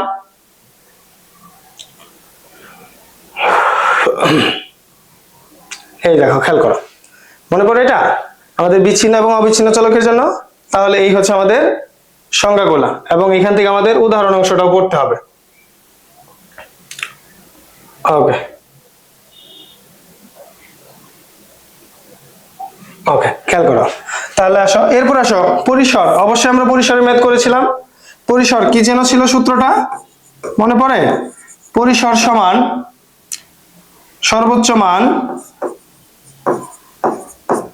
সর্বোচ্চ মান মাইনাস সর্বনিম্ন মান, তার সাথে হচ্ছে প্লাস ছিল 1।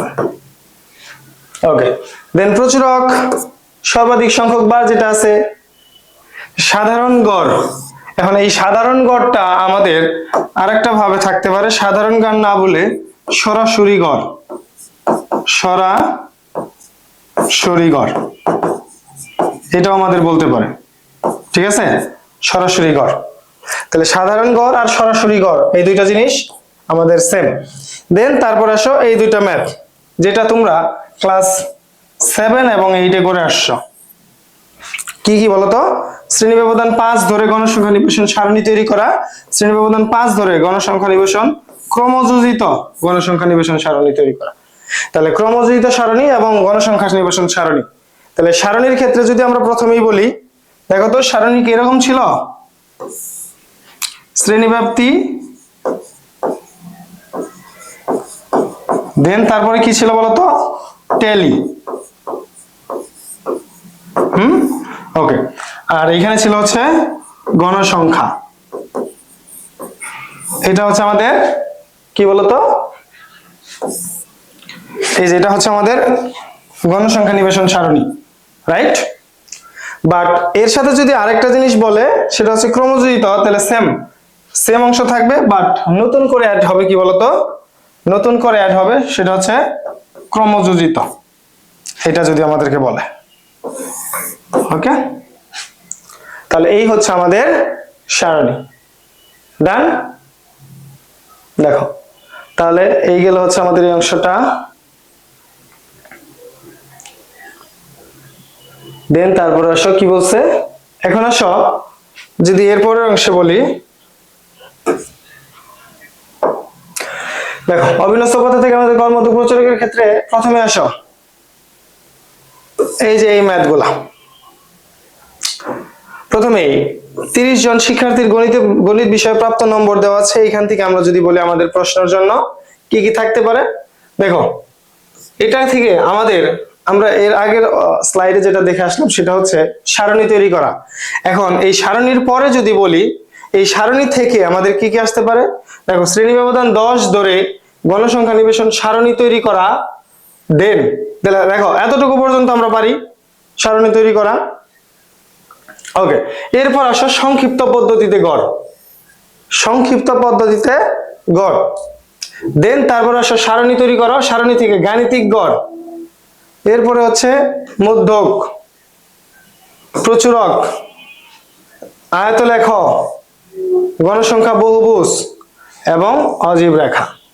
অর্থাৎ আমরা যে 7টা প্রশ্ন নিয়ে কথা বলতাম সেটা হচ্ছে, দেখো খেয়াল করো, গাণিতিক গড়, সংক্ষিপ্ত গড়, মধ্যক এবং প্রচুরক, এই হচ্ছে 4টা মান নির্ণয়ের ম্যাথ।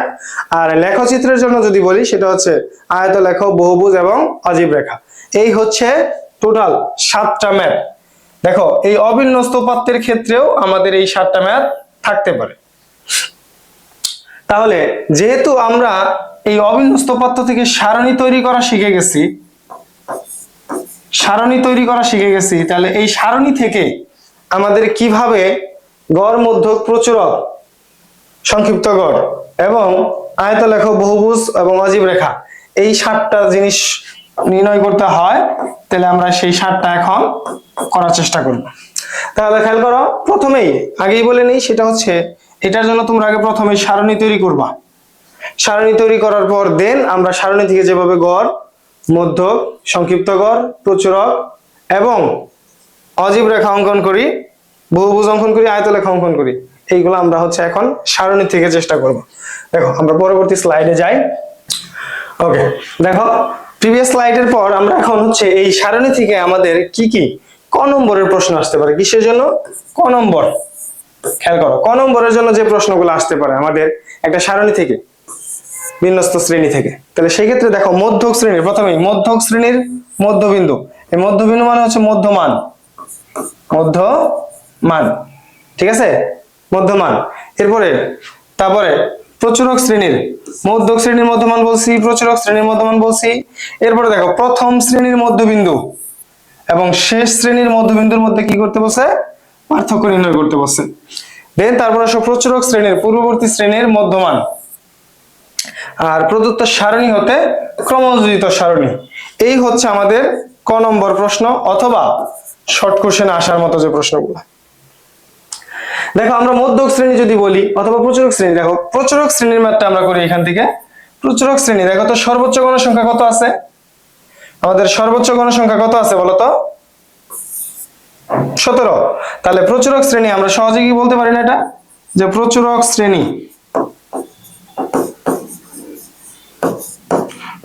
শ্রেণী হচ্ছে তোমার কত? 58 থেকে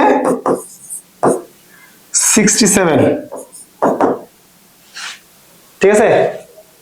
সরি 67 না তো 62,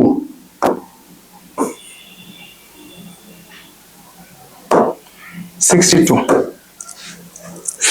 58 থেকে 62। তাহলে এটা হচ্ছে আমাদের তোমার কি বলতো প্রচুরক শ্রেণী।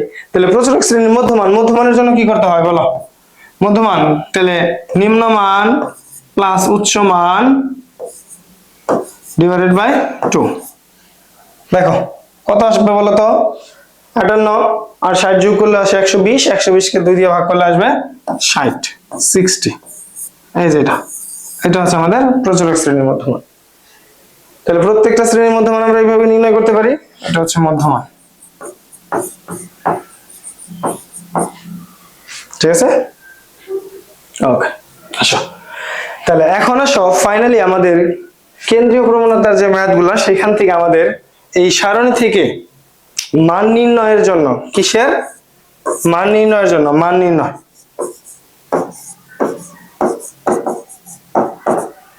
দেখো মান নির্ণয় সংবলিত যে ম্যাথগুলা, মান নির্ণয়ের যে অঙ্কগুলা, সেগুলো হচ্ছে আমাদের প্রথমে আসো গাণিতিক গড়, সংক্ষিপ্ত পদ্ধতিতে গড় এবং মধ্যক, দেন ফাইনালি প্রচুরক। এই হচ্ছে আমাদের টোটাল 4টা ম্যাথ। তবে আমি তোমাদেরকে একটা জিনিস একটু এনশিওর করে রাখি, সেটা হচ্ছে এখান থেকে আমাদের এই মধ্যক এবং সংক্ষিপ্ত গড়, এই দুইটা টার্ম আমাদের জন্য বেশি ইম্পর্টেন্ট। অর্থাৎ এই দুইটা ম্যাথ সর্বদা একটু বেশি আসে। সেটা হচ্ছে কিসের? সংক্ষিপ্ত পদ্ধতিতে গড় এবং মধ্যক, ঠিক আছে? গাণিতিক গড়টা খুবই কম আসে, বাট প্রচুরক অংশটাও মোটামুটি আসে। তবে মাঝখানের যে দুইটা, অর্থাৎ সংক্ষিপ্ত গড় এবং মধ্যক, এই দুইটা অংশ আমাদের জন্য বেশি ইম্পর্টেন্ট। নাও আমরা একটা একটা করে ম্যাথ সলভ করার চেষ্টা করি। এখন প্রথমে আসো আমরা গাণিতিক গড়ের যে ম্যাথটা আছে সেটা আমরা করব। তাহলে গাণিতিক গড়ের এই ম্যাথের জন্য খেয়াল করো, গাণিতিক গড়ের এই ম্যাথের জন্য আমরা প্রথমে যেটা করব সেটা হচ্ছে, দেখো গাণিতিক গড় মনে পড়ে? আমরা গাণিতিক গড়ের জন্য সূত্র কি পড়েছিলাম? গাণিতিক গড় summation of fi xi divided by n, যেখানে xi ছিল আমার আয়তনের আমার মধ্যমান, fi হচ্ছে আয়তম শ্রেণীর গণসংখ্যা এবং সামেশন অফ fi x হচ্ছে প্রতিটি শ্রেণীর মধ্যমান ও গণসংখ্যার গুণফলের সমষ্টি। তাহলে আসলে প্রথমেই তাহলে সারণীর কাজটা একটু করি। সারণীটা কেমন হবে? দেখো সারণীটা হবে প্রথমে শ্রেণী ব্যাপ্তি, শ্রেণী ব্যাপ্তি, এরপরে হচ্ছে আমাদের মধ্যমান, তারপরে কত বলতো? মধ্যমানের পর হচ্ছে আমাদের গণসংখ্যা। দেখো এই মধ্যমানকে আমরা xi দ্বারা প্রকাশ করি,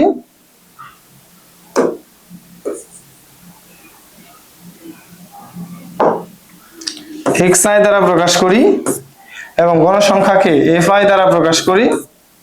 তাহলে লাস্টেরটা হবে সামেশন অফ fi x এর জন্য fi xi না, এটা। তাহলে এই ক্ষেত্রে দেখো খেয়াল করো, আমাদের যদি আমরা সারণীতে যাই, তাহলে প্রথম কাজ কি দেখো তো? প্রথম শ্রেণী ব্যাপ্তিতে কত আছে?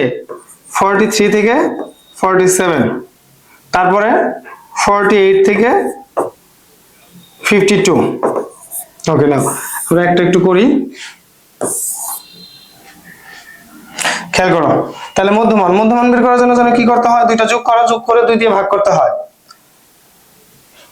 খেয়াল করো 43 এবং 47, that means 90, that means 45। এই দুটো যোগ করো, দেখো তো কত আসে? 100, that means 50। দেখো এরপরের যে মধ্যমানগুলো আসবে, দেখো শ্রেণী ব্যবধান h এর মান কত এখানে বলো তো? h 5, তার মানে প্রত্যেকটা মধ্যমানের ক্ষেত্রে 5 করে যোগ করে দাও। 45 ছিল 50, দেন তারপরেরটা 55 আসবে। আর গণসংখ্যা যদি বসাও, প্রথমটাতে 5, তারপরটায় 6, দেন তারপরটায় 13, এরকম ভাবে বসাও। যদি আমরা এটা ক্যালকুলেশন করি, দেখো ক্যালকুলেশন যদি করি, এই ক্যালকুলেশনের ক্ষেত্রে আমাদের এই মান এবং এটা, এই দুইটার গুণফল এখানে আসবে। কত আসে দেখো তো? 5 5 25, 5 হাতে রইল 2, 4 5 20 আর 2, দ্যাট মিন্স 225। এখানে কত আসবে? 0 5 6 30, 300। এরকম ভাবে এটা গুণ করো, এই দুটাকে গুণ করো, এখানে নিও। এভাবে নিতে নিতে আমরা ফাইনালি দেখো, যদি এই সারণী থেকে চিন্তা করা হয়, এই সারণী থেকে আমরা এইচ এর মান কত পাইছি বলো তো 5। সামেশন সেম ভাবে summation of F I X I এর জন্য আমরা একটা মান পাবো কত বলো, সেটা তো আমরা জানি না। এই যে এখান থেকে পাবো, দেখো খেয়াল করো, এই যে এখান থেকে, এই যে এই বক্স থেকে, এটা থেকে পাবো, পাবো না? দেন পাওয়ার পর দেন আরেকটা জিনিস লাগবে, সেটা হচ্ছে মোট গণ সংখ্যা n। দেখো তো এখানে বলে দিছে নাকি কোথাও? না, কোথাও বলে দেয় না। তাহলে সবগুলো কি করতে হবে? এই n, তাহলে n এর জন্য কি করতে হবে বলো তো? n এর জন্য যদি আমরা করি n সমান, দেখো ওই যে 5 প্লাস 6 প্লাস 13, এভাবে যাইতে যাইতে আমাদের লাস্ট 4 পর্যন্ত যোগ করতে হবে। যোগ করলে আমরা এখান থেকে ফাইনালি একটা মান পাবো না?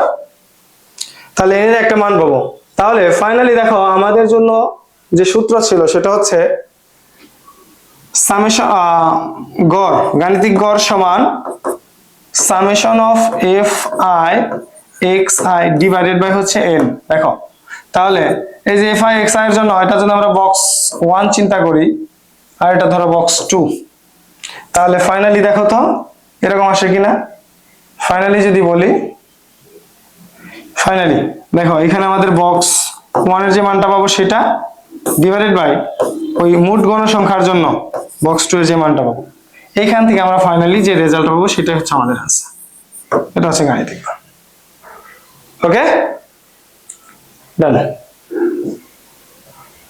এরপরে দেখো, এরপর আরেকটা সহজ ম্যাথ, সেটা হচ্ছে সংক্ষিপ্ত পদ্ধতিতে গড়। দেখো আগেই বলেছি আমাদের সংক্ষিপ্ত পদ্ধতির যে গড়টা আছে এটা আমাদের জন্য মোস্ট ইম্পর্টেন্ট একটা অঙ্ক। এটা আমাদের জন্য বোঝার অনেক কিছু আছে।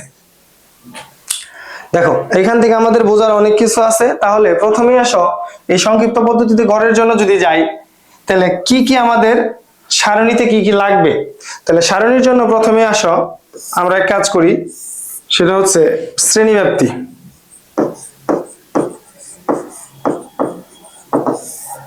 খেয়াল করো এই যে এক্স আই, দেখো তো এক্স আই এর ব্যাপার আছে মধ্যমান, আছে না? তাহলে মধ্যমানের জন্য আমাদের একটা ঘর লাগতেছে, মধ্যমান। ওকে, মধ্যমান নেওয়া হয়েছে,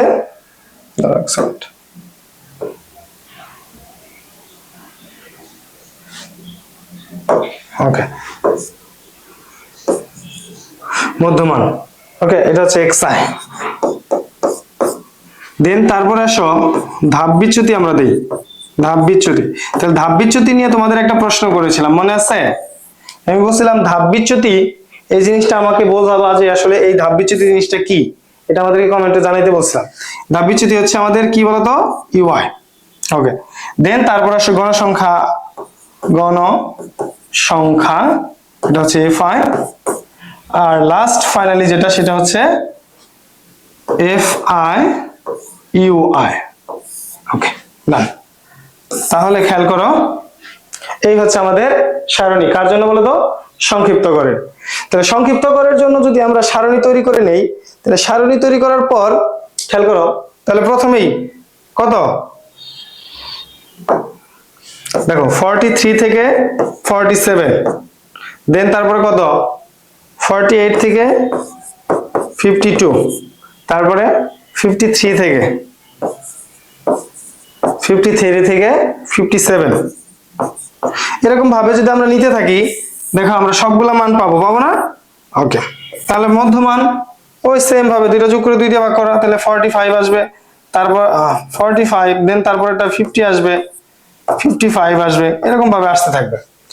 ওকে, নাও এতটুকু পর্যন্ত হয়েছে। আর গণসংখ্যা যদি আমরা বসাই, ধরো 5, তারপরে 6, তারপরে 13, এরকম ভাবে আমরা পরে যেটা আসবে সেটা আমরা নিলাম। ওকে, দেখো ধাপ বিচ্যুতির ঘরটা ফাঁকা রয়ে গেছে না? দেখো এখান থেকে এ এর একটা আমরা পরিচয় বলেছিলাম, সেটা হচ্ছে আনুমানিক গড়, যেটা কি করতে হয়, মধ্যমান সমূহ থেকে সুবিধাজনক একটা মানকে ধরতে হয়। দেখো এই এটা ধরে নেওয়ার জন্য আমরা যে কোনো মান, এই মধ্যমান বরাবর যে কোনো একটা মান, সেটা হতে পারে 45, 50, 55 অথবা যে কোনো মানকে আমরা চাইলে ধরে নিতে পারবো। তাহলে আমরা যদি সাপোজ ধরো এই মানটাকে ধরে নেই এ, কাকে, দেখো 50 কে আমরা ধরে নিছি মধ্যমান।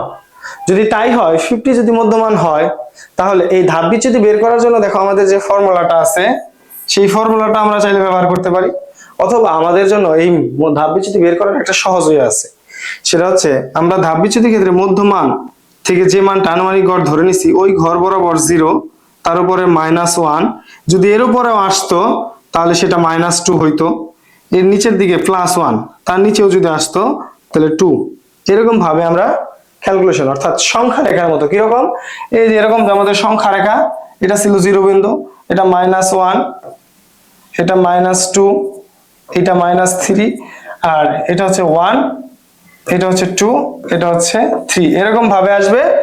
এই প্লাসের অংশটা, ধনাত্মক অংশটা ডান দিকের অংশটা নিচে, আর এটা হচ্ছে উপরে। ঠিক আছে, এটা যাবে উপরে সংখ্যা রেখার মতো। তোমরা সূত্র দিয়ে করে দেখো, অবশ্যই সেম মান আসবে। তাহলে হইলো। এরপর আসো FIUI, দ্যাট মিন্স এই যে ফাইনালি যদি বলি এইটা এবং এইটা, এই দুইটার গুণফল, দ্যাট মিন্স -5, 0, 13, এরকম ভাবে পাইলাম।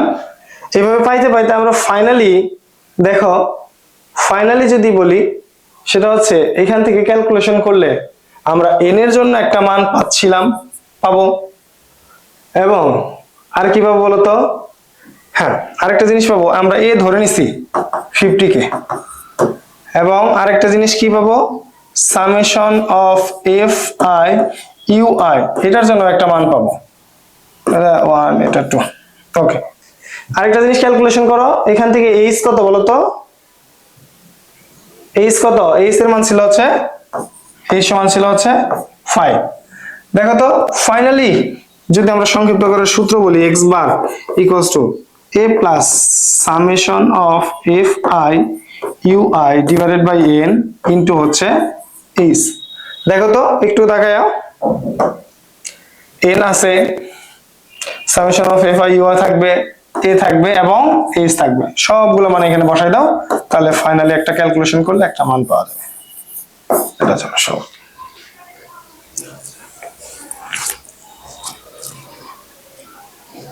ঠিক আছে, বুঝতে পারছো সবাই এটা?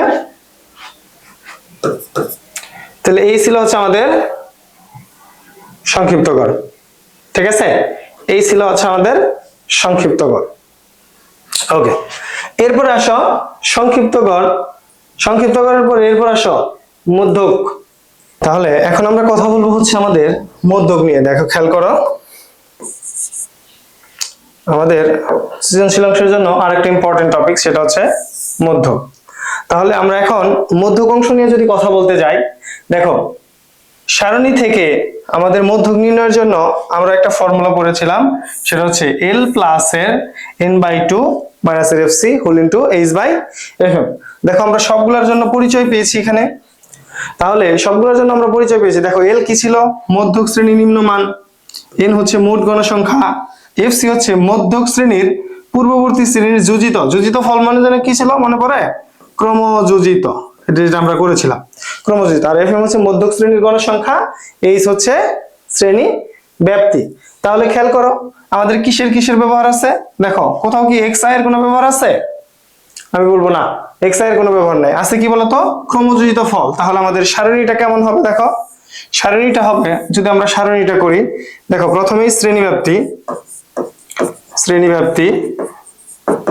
দেন তারপরে হচ্ছে গণসংখ্যা,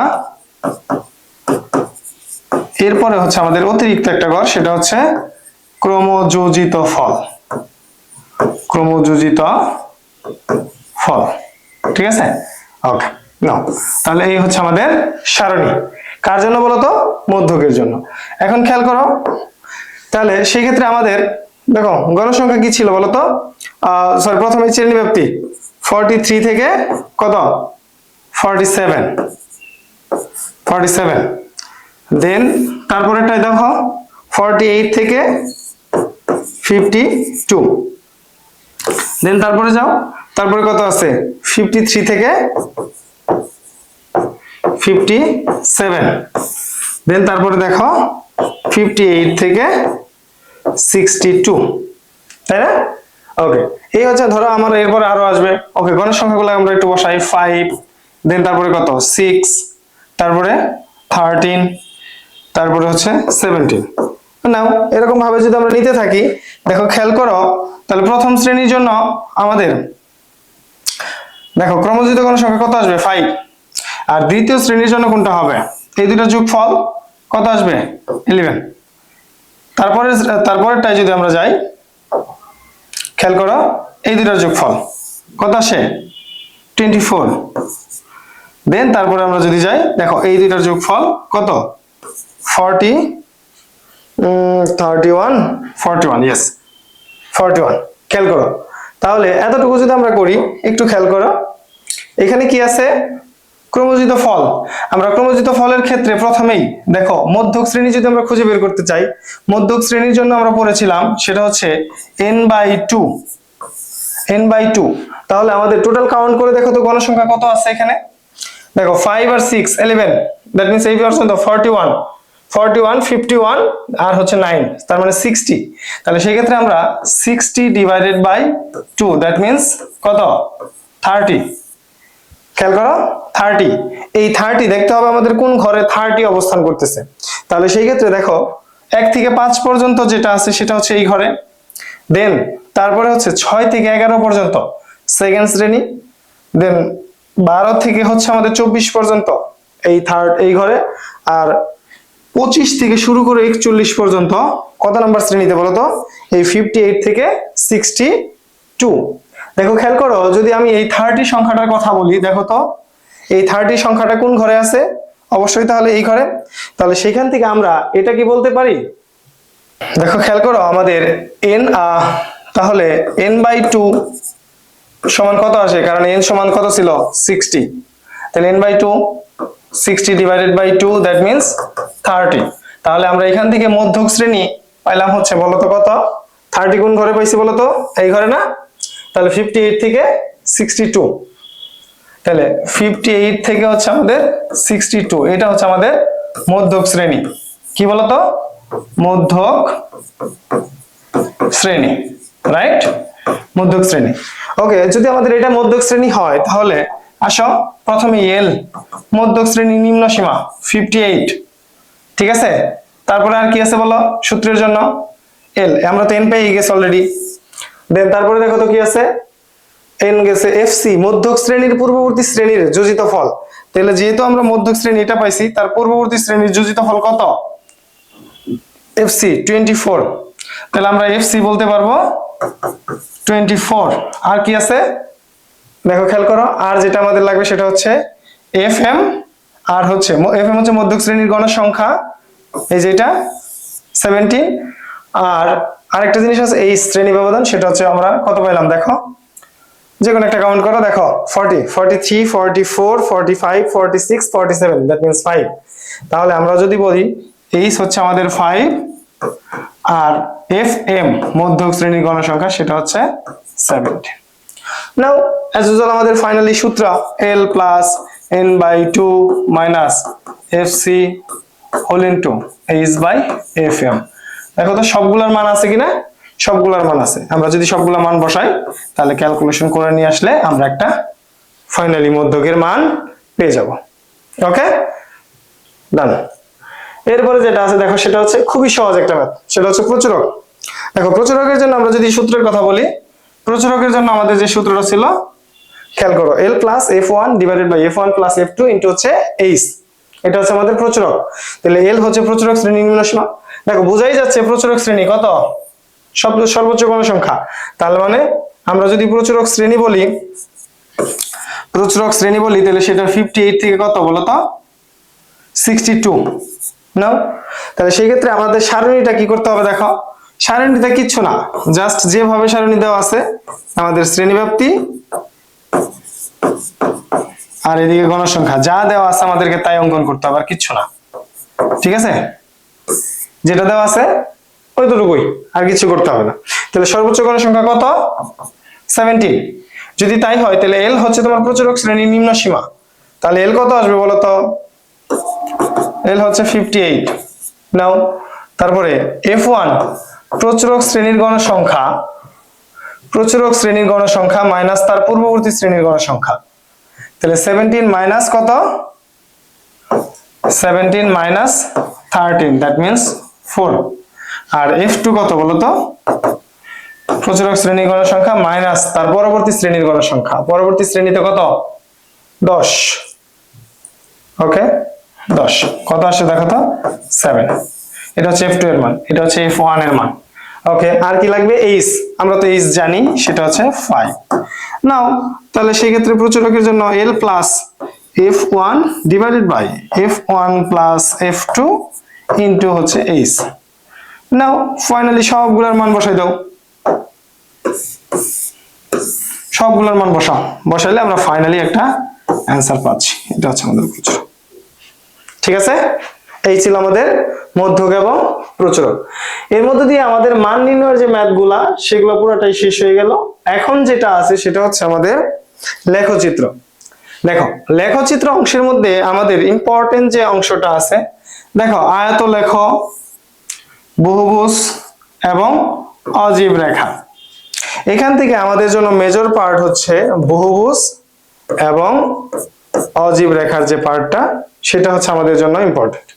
তাহলে প্রথমে আয়ত লেখ যদি আমরা অঙ্কন করতে পারি তাহলে সেইখান থেকে আমাদের বহুভুজ বা অজীব রেখা অঙ্কন করাটাও খুব বেশি কঠিন হবে না। দেখো তাহলে প্রথমে আমরা এক কাজ করি, দেখো প্রথমে আমরা একটু আয়ত লেখাটা দেখে নিই। আয়ত লেখা অঙ্কন করতে গেলে খুবই সহজ একটা কাজ আমাদেরকে করতে হয়। দেখো আয়ত লেখা অঙ্কন করতে গেলে প্রথমেই যে কাজটা করতে হবে সেটা হচ্ছে আমাদের সারণীতে একটু কাজ করতে হবে। সেটা হচ্ছে দেখো প্রথমে শ্রেণী ব্যাপ্তি,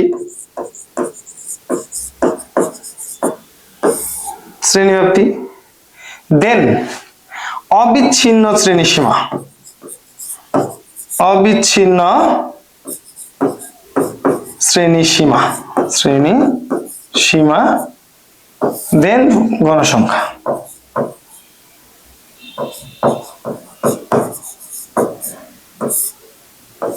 ওকে এটা হচ্ছে আমাদের, খেয়াল করো এটা হচ্ছে আমাদের কি আয়ত লেখা অঙ্কনের জন্য সারণী। এখন এই সারণীতে দেখো আমরা অতিরিক্ত টার্ম হিসেবে একটা টার্মকে নিয়ে আসছি, সেটা হচ্ছে অবিচ্ছিন্ন শ্রেণীসীমা। তো এটা কি আমরা এটা একটু পরে বুঝতেছি। দেখো প্রথমে 43 থেকে 47, গণসংখ্যা কত 5। তারপরে আসো 48 থেকে 52, এটার জন্য গণসংখ্যা 6। তারপর এটা 53 থেকে 57, এটার জন্য গণসংখ্যা কত 13। ধরো এরকম আছে, তাহলে এইভাবে আমরা লিখলে সম্পূর্ণটা লিখতে পারবো, তাই না? ওকে সম্পূর্ণটা যদি আমি লিখি, দেখো এই যে এই ঘরটা আমরা অতিরিক্ত টার্ম নিয়ে আসছি না বলতো, এই ঘরটা অবিচ্ছিন্ন শ্রেণীসীমা। এই অবিচ্ছিন্ন শ্রেণীসীমা হচ্ছে, খেয়াল করো এই অবিচ্ছিন্ন শ্রেণীসীমা নির্ণয় করার জন্য আমাদের একটা সূত্র আছে। সেটা হচ্ছে যে কোনো শ্রেণীর আমরা নিম্ন সীমা যদি বের করতে চাই, তাহলে এই শ্রেণীর নিম্ন সীমা এবং তার পূর্ববর্তী শ্রেণীর উচ্চ সীমা দুটোকে সমষ্টি করে 2 দিয়ে ভাগ করতে হয়। মানে কথাটা কঠিন হয়ে গেল, তাই না? আমরা খুব সহজে অবিচ্ছিন্ন শ্রেণীসীমা নির্ণয় করতে পারি। সেটা হচ্ছে আমাদের যে প্রথম মানটা আছে সেখান থেকে 0.5 বাদ দিয়ে দাও, তাহলে 42.5, এবং সেকেন্ড মানে উচ্চ সীমা যে মানটা আছে তার সাথে 0.5 যোগ করে দাও, 47.5। সেম প্রসিডিউরে এই যে পরেরটা, এটার নিম্ন সীমা থেকে তুমি কি করবে 0.5 বাদ দিবা, তাহলে 47.5, পরেরটা 52.5। এখানে দেখো 52.5, 57.5 না? তাহলে এরকম ভাবে প্রথম মানের সাথে তুমি কি করবে 0.5 বাদ দিবা, আর দ্বিতীয় মানের সাথে তুমি কি করবে 0.5 যোগ করে দিবা। এটা হচ্ছে আমাদের অবিচ্ছিন্ন শ্রেণীসীমা। এখন যদি আমরা এখান থেকে গ্রাফ বা লেখচিত্রতে যাই, একটু লেখচিত্রটা আমরা এখানেই দেখি। লেখচিত্র দ্যাট মিন্স আয়ত লেখ। আমরা আয়ত লেখ দেখতেছি এখন, আয়ত লেখ। Okay good. দেখো খেয়াল করো আয়ত লেখ যদি দেখি, প্রথমে আসো আমরা এরকম ভাবে একটা এক্স অক্ষ ওয়াই অক্ষ চিন্তা করব। ধরো এটা এক্স ও এক্স প্রাইম, ওয়াই ও ওয়াই প্রাইম। খেয়াল করো তাহলে এক্স ও এক্স ড্যাশকে আমরা বলছি হচ্ছে এক্স অক্ষ, ওয়াই ও ওয়াই প্রাইমকে আমরা বলবো হচ্ছে ওয়াই অক্ষ। দেখো একটু খেয়াল করে দেখো এই শ্রেণী আমরা এই এক্স অক্ষ বরাবর যেটা বসাবো সেটা হচ্ছে অবিচ্ছিন্ন শ্রেণীসীমা, আর ওয়াই অক্ষ বরাবর যেটা নিব সেটা হচ্ছে গণসংখ্যা। ঠিক আছে, ওকে। তাহলে খেয়াল করো, এই ক্ষেত্রে আমি যদি বলি, দেখো তো এরকম ভাবে আমাদের ছোট ছোট ছোট ছোট ঘর কাটা থাকবে না, দাগ কাটা থাকবে। তাহলে সেই ক্ষেত্রে প্রথম মানটা দেখো, অবিচ্ছিন্ন শ্রেণীর সীমার প্রথম মানটা সেটা কি 1 থেকে শুরু হয়েছে না, বা 0 থেকে শুরু হয়েছে না, 1 বা 0 কোনোটা থেকে শুরু হয় নাই। যেহেতু 0 থেকে শুরু হয় নাই, তাহলে আমরা এর প্রথম অংশতেই একটু ভাঙা চিহ্ন দিয়ে একটা অংশকে আলাদা করে নেব, এটাকে বলা হয় ভাঙা। বা এখন কিছু কিছু ক্ষেত্রে এই ভাঙা চিহ্ন এইভাবেও দেওয়া হয়, আবার এরকম ভাবে ছেদ চিহ্নও দেওয়া হয়। তোমরা যেটা ইউজ করো, তোমাদের বইতে যেটা ছেদ চিহ্ন দেওয়া আছে তোমরা ছেদ চিহ্ন ইউজ করতে পারো, অথবা ভাঙা চিহ্ন ইউজ করতে পারো, কোনো সমস্যা নেই। ঠিক আছে, দেন তারপরে আসো, অবিচ্ছিন্ন শ্রেণীসীমার প্রথম মান কত থেকে শুরু হয়েছে বলো তো? 42.5। তাহলে 42.5, তারপরে কত? 47.5, ধরো এই ঘরে 47.5, তারপরের ঘরে দেখো কত আছে? 52.5, 52.5, তারপরে ঘরে 57.5, 57.5। নাও যদি আমরা এখন ওয়াই অক্ষ বরাবর যাই, গণসংখ্যা ধরো এখানে ধরে নিলাম 5, এখানে 10, এখানে 15, এরকম ভাবে। তাহলে খেয়াল করো, আমরা এখন এক্স অক্ষ বরাবর কি নিছি? অবিচ্ছিন্ন শ্রেণীসীমা। ওয়াই অক্ষ বরাবর নিছি হচ্ছে গণসংখ্যা। তাহলে এখন আসলে আমরা বসাই। তাহলে সেই ক্ষেত্রে বসানোর জন্য আমরা যদি বলি, দেখো প্রথম গণসংখ্যা কত আছে বলতো? 5। তাহলে এই যে ঘর বরাবর, তাহলে এই যে এরকম হবে। দেন তারপরে কত? 6, তার থেকে একটু বেশি, এই যে এরকম, এই যে এরকম ভাবে এরকম। ঠিক আছে, দেন তারপরে ঘরে কত আছে? 13, 10-এর থেকে একটু বেশি, মানে আমরা ঘরগুলা হিসাব করে দিব অবশ্য। তাহলে এরকম ভাবে আকৃতি যদি আমরা ধরো 17-এর জন্য আরেকটু বড় হবে, তারপরে 17 পরে 10-এর জন্য একটু এরকম হবে, এরকম ভাবে আমরা আয়তলেখটা অঙ্কন করব। ঠিক আছে, এখন অঙ্কন তো করলাম, বাট আমরা প্রতিবারই যেটা ভুল করি সেটা হচ্ছে বিবরণে। তাহলে বিবরণটা কি লিখবো দেখো, আমি বলি বিবরণের প্রথম অংশে আমরা কি বলবো দেখো, আমরা দেখো কি বলছি, আমরা কি করছি বলতো? এক্স ও এক্স ড্যাশ, এটাকে বলছি এক্স অক্ষ। ওয়াই ও ওয়াই ড্যাশ, এটাকে বলছি হচ্ছে ওয়াই অক্ষ। ওকে, এক্স অক্ষ ওয়াই অক্ষ। এখন এক্স অক্ষ বরাবর কি নিছি বলতো? অবিচ্ছিন্ন শ্রেণীসীমা।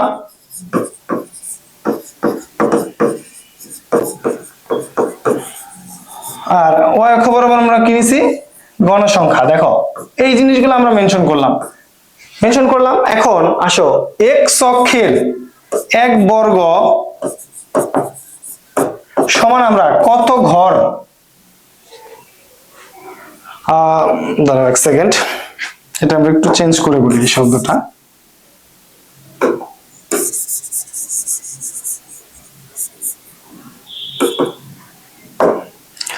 এখন এক্স অক্ষের 1 ঘর সমান আমরা কত বর্গ অথবা কত একক? ঠিক আছে, এবং ওয়াই অক্ষের জন্য 1 ঘর সমান কত একক, এটা আমরা নির্ধারণ করব। আর শুধুমাত্র একটা জিনিস আমরা মেনশন করব, সেটা হচ্ছে এক্স অক্ষের, খেয়াল করো এই যে এক্স অক্ষের আমরা যে প্রথমেই ভাঙা বা ছেদ চিহ্ন ব্যবহার করলাম, এটা একটু মেনশন করব যে এক্স অক্ষের দেখো কত থেকে শুরু হয়েছিল বলতো? 42.5 থেকে। তাহলে 0 থেকে 42.5 এর আগ পর্যন্ত মানগুলো বোঝানোর জন্য কোন চিহ্নের ব্যবহার করা হয়েছে? ভাঙা বা ছেদ চিহ্নের। তাহলে ফাইনালি যদি আমরা আসলে বর্ণনাটা সাজাই তাহলে কি হবে দেখো, এটা আমাদের আয়তলেখ, বহুভুজ এবং অজীব রেখা তিনটার জন্যই সেম, একই ক্যাটাগরির বর্ণনা। আমরা যদি একটা লিখতে পারি তাহলে বাকি দুইটা অটোমেটিক্যালি হয়ে যাবে। দেখো আমরা আয়তলেখার জন্য বর্ণনাটা সাজাই। তাহলে ছক কাগজের দেখো, প্রথমেই আমরা ছক কাগজে এক্স অক্ষ বরাবর, ছক কাগজে এক্স ও এক্স ড্যাশ কে এক্স অক্ষ এবং ওয়াই ও ওয়াই ড্যাশ কে ওয়াই অক্ষ বিবেচনা করলাম। এক্স অক্ষ বরাবর অবিচ্ছিন্ন শ্রেণীসীমা এবং ওয়াই অক্ষ বরাবর গণসংখ্যা স্থাপন করি অথবা ধরলাম। এরপরে আসো, এক্স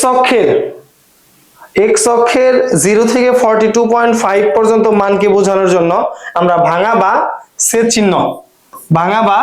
ছেদ চিহ্নের ব্যবহার করি এবং এক্স অক্ষের প্রতি ঘর সমান মানে কত একক সেটা বলবো।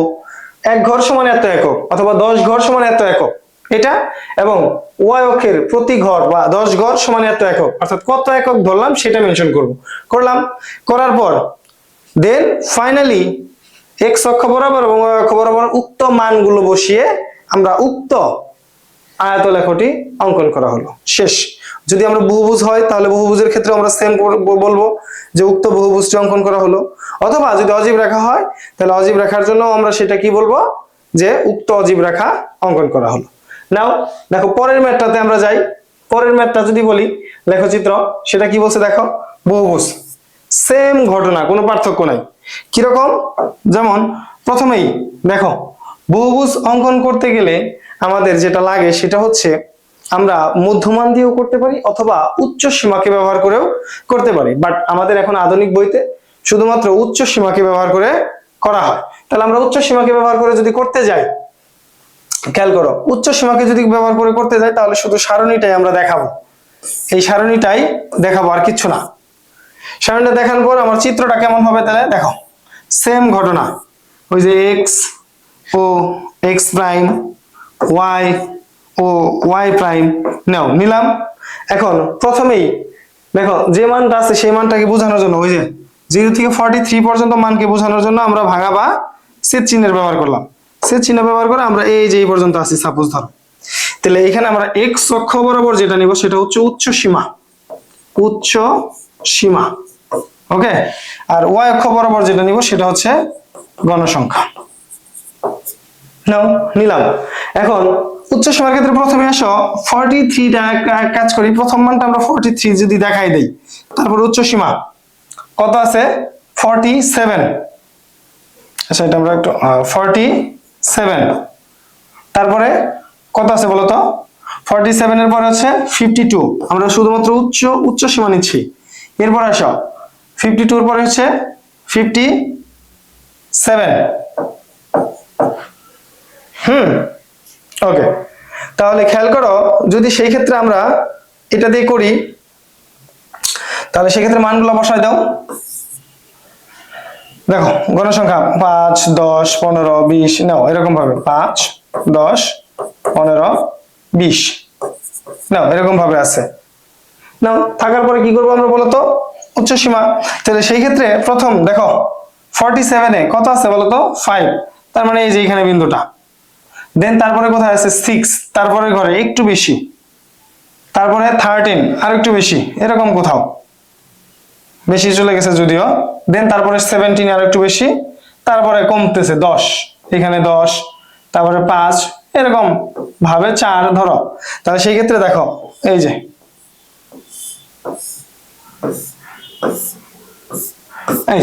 এইটা হচ্ছে আমাদের কি বলতো বহুভুজ।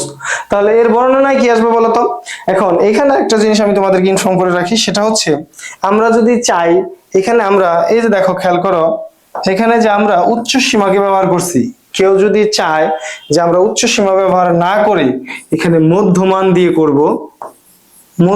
দিয়ে করব, তাহলে সেই ক্ষেত্রে এই সারণীতে আমাদেরকে আরেকটা ঘর অতিরিক্ত অ্যাড করতে হবে।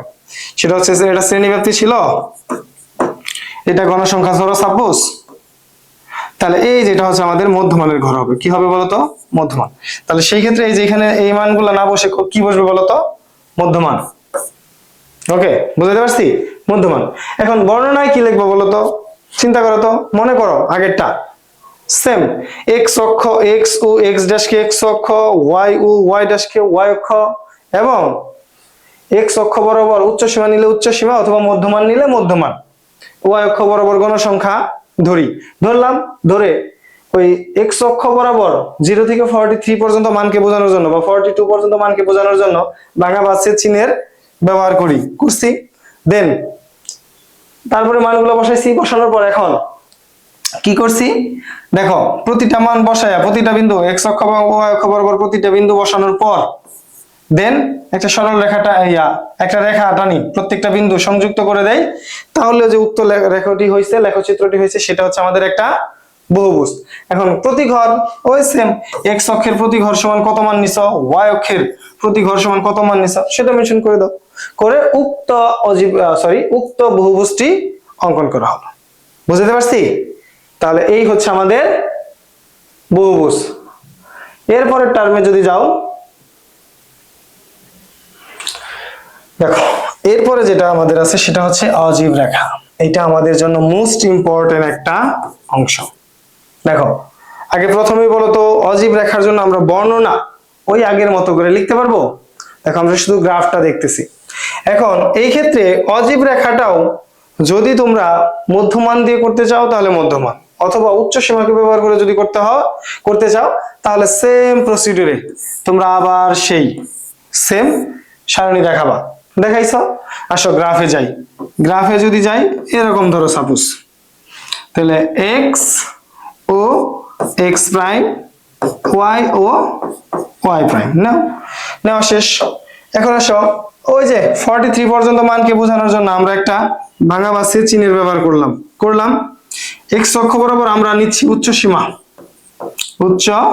সীমা, আর ওয়াই এখানে দেখো খেয়াল করো, অজীব রেখা যেহেতু অঙ্কন করতেছি, অজীব রেখা বরাবরই ওয়াই অক্ষ বরাবর যেটা নিতে হয় সেটা হচ্ছে ক্রমযোজিত সংখ্যা, ক্রমযোজিত। তাহলে এইখানে দেখো অতিরিক্ত একটা টার্ম কি লাগবে বলতো? ক্রমযোজিত। ঠিক আছে, ক্রমযোজিতার একটা অতিরিক্ত ঘর লাগবে। আমরা কি ক্রমযোজিতর ঘর নির্ণয় করতে পারি না? ক্রমযোজিত কোনো সংখ্যা পারি না বের করতে পারি। তাহলে সেই ক্ষেত্রে আমাদের কাজ কি বলতো? ওই যে এখানে 5, 10, 15 এরকম ভাবে যাইতে যাইতে দেখো, এটা যখন ক্রমযোজিত কোনো সংখ্যা বের করো, সর্বমোট গণসংখ্যার টোটাল যোগফল কত আসে? 60। তার মানে উপরে কত পর্যন্ত যাইতে হবে বলতো? 60 পর্যন্ত। এরকম ভাবে যদি আমরা লেখচিত্র টানি, একটু আমি পরেরটাতে যাই। দেখো যেহেতু আমাদের ক্রমযোজিত লাগতেছে, তাহলে এই যে এরকমটা হবে। এখানে ধরো 5, 10, 15, 20 এরকম ভাবে যাইতে কত পর্যন্ত যাবে বলতো? 60 পর্যন্ত যাইতে হবে। গেল ওই যে ভাঙা সে চিহ্ন ছিল, দেন তুমি বসাও উচ্চ সীমাগুলোকে বসাও। 47, 52, তারপরে 57, তারপরে কি আছে? এই এক্স অক্ষ বরাবর আমরা কি নিছি বলতো? উচ্চ সীমা। আর এই যে ওয়াই অক্ষ বরাবর যেটা নিছি সেটা হচ্ছে ক্রমযোজিত গণসংখ্যা। কি নিছি বলতো? ক্রমযোজিত গণসংখ্যা ওয়াই অক্ষ বরাবর। ঠিক আছে, ওয়াই অক্ষ বরাবর আমরা যেটা নিয়েছি সেটা হচ্ছে আমাদের ক্রমযোজিত গণসংখ্যা। ওকে ডান। তাহলে এখন মানগুলা বসাবা। কিভাবে বসাবা? ওই যে আমরা যে ক্রমযোজিত সারণীটা বের করবো, এখানে ক্রমযোজিত যে সারণীটা বের করবো, দেখো প্রথমেই 5 তারপরে 11। কিভাবে? ক্রমযোজিত গণসংখ্যা যদি বের করা হয়, প্রথম ঘরের জন্য কত? এই ঘরের জন্য 5, তারপরে ঘরের জন্য 11, এরকম ভাবে আসবে। তারপরে কত আসছিল? 24। আচ্ছা আর একটু উপরে যাবে, তারপরে জন্য চিন্তা করো। তারপরে হচ্ছে আমাদের 24-এর পরে 41 ছিল, আর একটু উপরে এরকম যেতে লাস্ট ফাইনালি যে মানটা যাবে সেটা কত ঘরে যাবে বলতো? 60। তাহলে সেই ক্ষেত্রে আমাদের এটা হবে আমাদের অজীব রেখা। বুঝতে পারছি? অজীব রেখাকে সর্বদাই বলা হয় ঊর্ধ্বগামী রেখা। কি? ঊর্ধ্বগামী রেখা। ঠিক আছে, অজীব রেখা কখনোই নিচে নামবে না। তাহলে এটার বর্ণনার জন্য কি করবা? এক্স ও এক্স প্রাইম, ওয়াই ও ওয়াই প্রাইম। না বর্ণনাটা কি হবে বলতো? সেম বর্ণনা না? তাহলে শুধুমাত্র বর্ণনা, এখানে পার্থক্যটা কোথায় হবে? পার্থক্যটা হবে এক্স ও এক্স ড্যাশকে এক্স অক্ষ, ওয়াই ও ওয়াই ড্যাশকে ওয়াই অক্ষ। এক্স অক্ষ বরাবর যেটা নিয়েছি সেটা হচ্ছে উচ্চ সীমা। এই যেটা হচ্ছে আমাদের পার্থক্য। কি বলতো? ওয়াই অক্ষ বরাবর ক্রমযোজিত গণসংখ্যা। এই সেম কত ঘরকে আমরা কত ঘরে ধরে নিলাম, স্কেল, ছেদ চিহ্ন, দেন উক্ত অজীব রেখাটি অঙ্কন করা হলো। তাহলে খেয়াল করো, এই হচ্ছে আমাদের, খেয়াল করো এই হচ্ছে আমাদের ফাইনালি পরিসংখ্যানের যাবতীয় যে অঙ্কগুলা ছিল। দেখো আমি আরেকবার একটু রিপিট করে দিচ্ছি আমাদের কি কি ছিল। দেখো যদি প্রথমেই আসি আমাদের যে প্রথম মানের দিকে, প্রথম একদম ফাইনালি দেখো আমরা প্রথম অংশে কি শেষ করেছিলাম, আমাদের ফাইনালি যে পুরো থিওরিটা ছিল সেটা শেষ করেছি। তোমরা যদি মিউট করে স্টপ করে করে পজ করে করে যদি আমাদের এই অংশগুলোকে দেখো যে আমরা কি কি করেছি এখানে, দেখো তোমরা দেখতে পারবে যে আমরা সবগুলো অংশ করেছি, কোন অংশ বাদ রাখি নাই। কেন্দ্রীয় প্রবণতা, গাণিতিক গড়, দেখো মনে পড়ে গাণিতিক গড়, এটা ছিল হচ্ছে আমাদের গাণিতিক গড়ের জন্য, এটা ছিল হচ্ছে আমাদের গাণিতিক গড়। দেন তারপরে হচ্ছে আমাদের কি ছিল বলতো, আমাদের তারপরে ছিল হচ্ছে সংক্ষিপ্ত গড়, এটা আমরা করেছি, যেটা আমাদের পরীক্ষাতে অনেক বেশি আসে, ঠিক আছে, মোস্ট ইম্পর্টেন্ট একটা অংশ সংক্ষিপ্ত গড়। দেন তারপরে আমরা যেটা করেছি সেটা হচ্ছে মধ্যক, এটাও আমাদের জন্য খুবই ইম্পর্টেন্ট একটা টার্ম, মধ্যক। দেখো এইভাবে আমরা সবগুলো অংশ সলভ করেছি, করার পর দেন আমরা নতুন করে অ্যাড করেছি কি বলতো, শেষে এসে আমাদের অবিন্যস্ত উপাত্ত থেকে কি কি প্রশ্ন আসতে পারে। তোমরা যদি এই প্রশ্নগুলো ভালো করে খেয়াল করো এবং সবগুলো যদি সলভ পারো, তাহলে টেস্ট পেপার বা যে কোনো কোশ্চেন সোর্স বা সাপ্লিমেন্টে যদি যাও, দেখবা যে এই অংশগুলো আমাদের এর বাইরে, আশা করি যে আমরা এর বাইরে কোনো কোশ্চেন নাই। ওকে, দেন তারপরে দেখো আমরা প্রত্যেকটা ম্যাথ দেখাইছি যে আসলে একটা সারণী থেকে ক নম্বরের জন্য, ক নম্বর অংশের জন্য আমাদের কি কি আসতে পারে। এটা হচ্ছে আমাদের ক নম্বর বা শর্ট কোশ্চেন, ক নম্বরের জন্য অথবা শর্ট কোশ্চেনের জন্য, এর বাইরে আর আসার সম্ভাবনা খুবই কম। দেন তারপরে দেখো এরপরে আমরা যেটা করেছি সেটা কি, এই আমাদের মান নির্ণয় সম্পর্কিত যে ম্যাথ কি করেছি বলতো, সারণী থেকে মধ্যক করেছি, প্রচুরক করেছি, আর এদিক থেকে কি করেছি, সংক্ষিপ্ত পদ্ধতির গড়। ফাইনালি লাস্ট স্টেপে আমরা যেটা করেছি সেটা হচ্ছে আমাদের, দেখো লাস্ট স্টেপে আমরা যেটা করেছি সেটা হচ্ছে আমাদের লেখচিত্র। তাহলে এই হচ্ছে আমাদের ফাইনালি আমাদের পরিসংখ্যান। এখন এই হচ্ছে আমাদের থিওরিটিক্যাল অংশের জন্য এবং পাশাপাশি শর্ট কোশ্চেন থেকে শুরু করে সকল কিছু। আমরা আশাবাদী তোমরা যদি হচ্ছে এই ক্লাসটা মনোযোগ সহকারে বুঝে বুঝে সম্পূর্ণটা শেষ করো এবং এই ক্লাসটা কমপ্লিট করার পর তোমরা যদি হচ্ছে তোমাদের বোর্ড বইটা যেটা আছে সেটা যদি একটু ভালো করে পড়ো, তাহলে সেইখান থেকে দেখবা যে হচ্ছে আমরা যে অংশগুলো তুলে নিয়ে আসছি এই অংশগুলাই হচ্ছে আমাদের এই চ্যাপ্টারের মেইন বিষয়, এর বাইরে আর কিছু নাই, আমরা কোনো অংশকেই বাদ রাখি নাই। শুধুমাত্র এই চ্যাপ্টারের জন্য আমাদের কিছু এমসিকিউ দেখতে হবে এক্সট্রা অতিরিক্ত, ইনশাআল্লাহ আমরা পরবর্তী ক্লাসে এইটাকে যুক্ত করে দেবো ইনশাআল্লাহ, সমস্যা নাই। তাহলে তোমরা নিজেদের মতো করে পড়াশোনা করো এবং এই ক্লাসটাকে মনোযোগ সহকারে কমপ্লিট করো। আমরা আশাবাদী যে ইনশাআল্লাহ পরিসংখ্যান থেকে আমাদের যে পরীক্ষায় প্রাপ্ত নম্বর, তোমরা কি জানো যে পরিসংখ্যান থেকে আমাদের পরীক্ষাতে কত নম্বর আসে? আমাদের পরিসংখ্যান থেকে সর্বনিম্ন যদি আমরা এমসিকিউ, সিকিউ এবং এসকিউ পুরো অংশটাকে যুক্ত করি, তাহলে পরিসংখ্যান থেকে আমাদের সর্বনিম্ন 26 এবং সর্বোচ্চ 28 নম্বর পেতে পারি। তাহলে একটা চ্যাপ্টারকে কমপ্লিট করলেই আমরা মোটামুটি ভালো একটা নম্বর তুলতে পারি। তাহলে এইভাবে আমরা পরবর্তী যে চ্যাপ্টারগুলো আছে সেই চ্যাপ্টারগুলোকে ক্লাসকে সাজাবো ইনশাআল্লাহ, যাতে করে আমরা সম্পূর্ণ 100তে 100 নম্বর পাওয়ার প্রিপারেশন নিতে পারি, সেই লক্ষ্যে আমরা এগিয়ে যাচ্ছি। তো আজকে এই পর্যন্তই, ভালো থাকো সবাই। গ্লোরিয়াস প্রাইভেট একাডেমির পক্ষ থেকে তোমাদেরকে জানাই আন্তরিক শুভেচ্ছা ও অভিনন্দন, শুভকামনা রইল। আল্লাহ হাফেজ, আসসালামু আলাইকুম।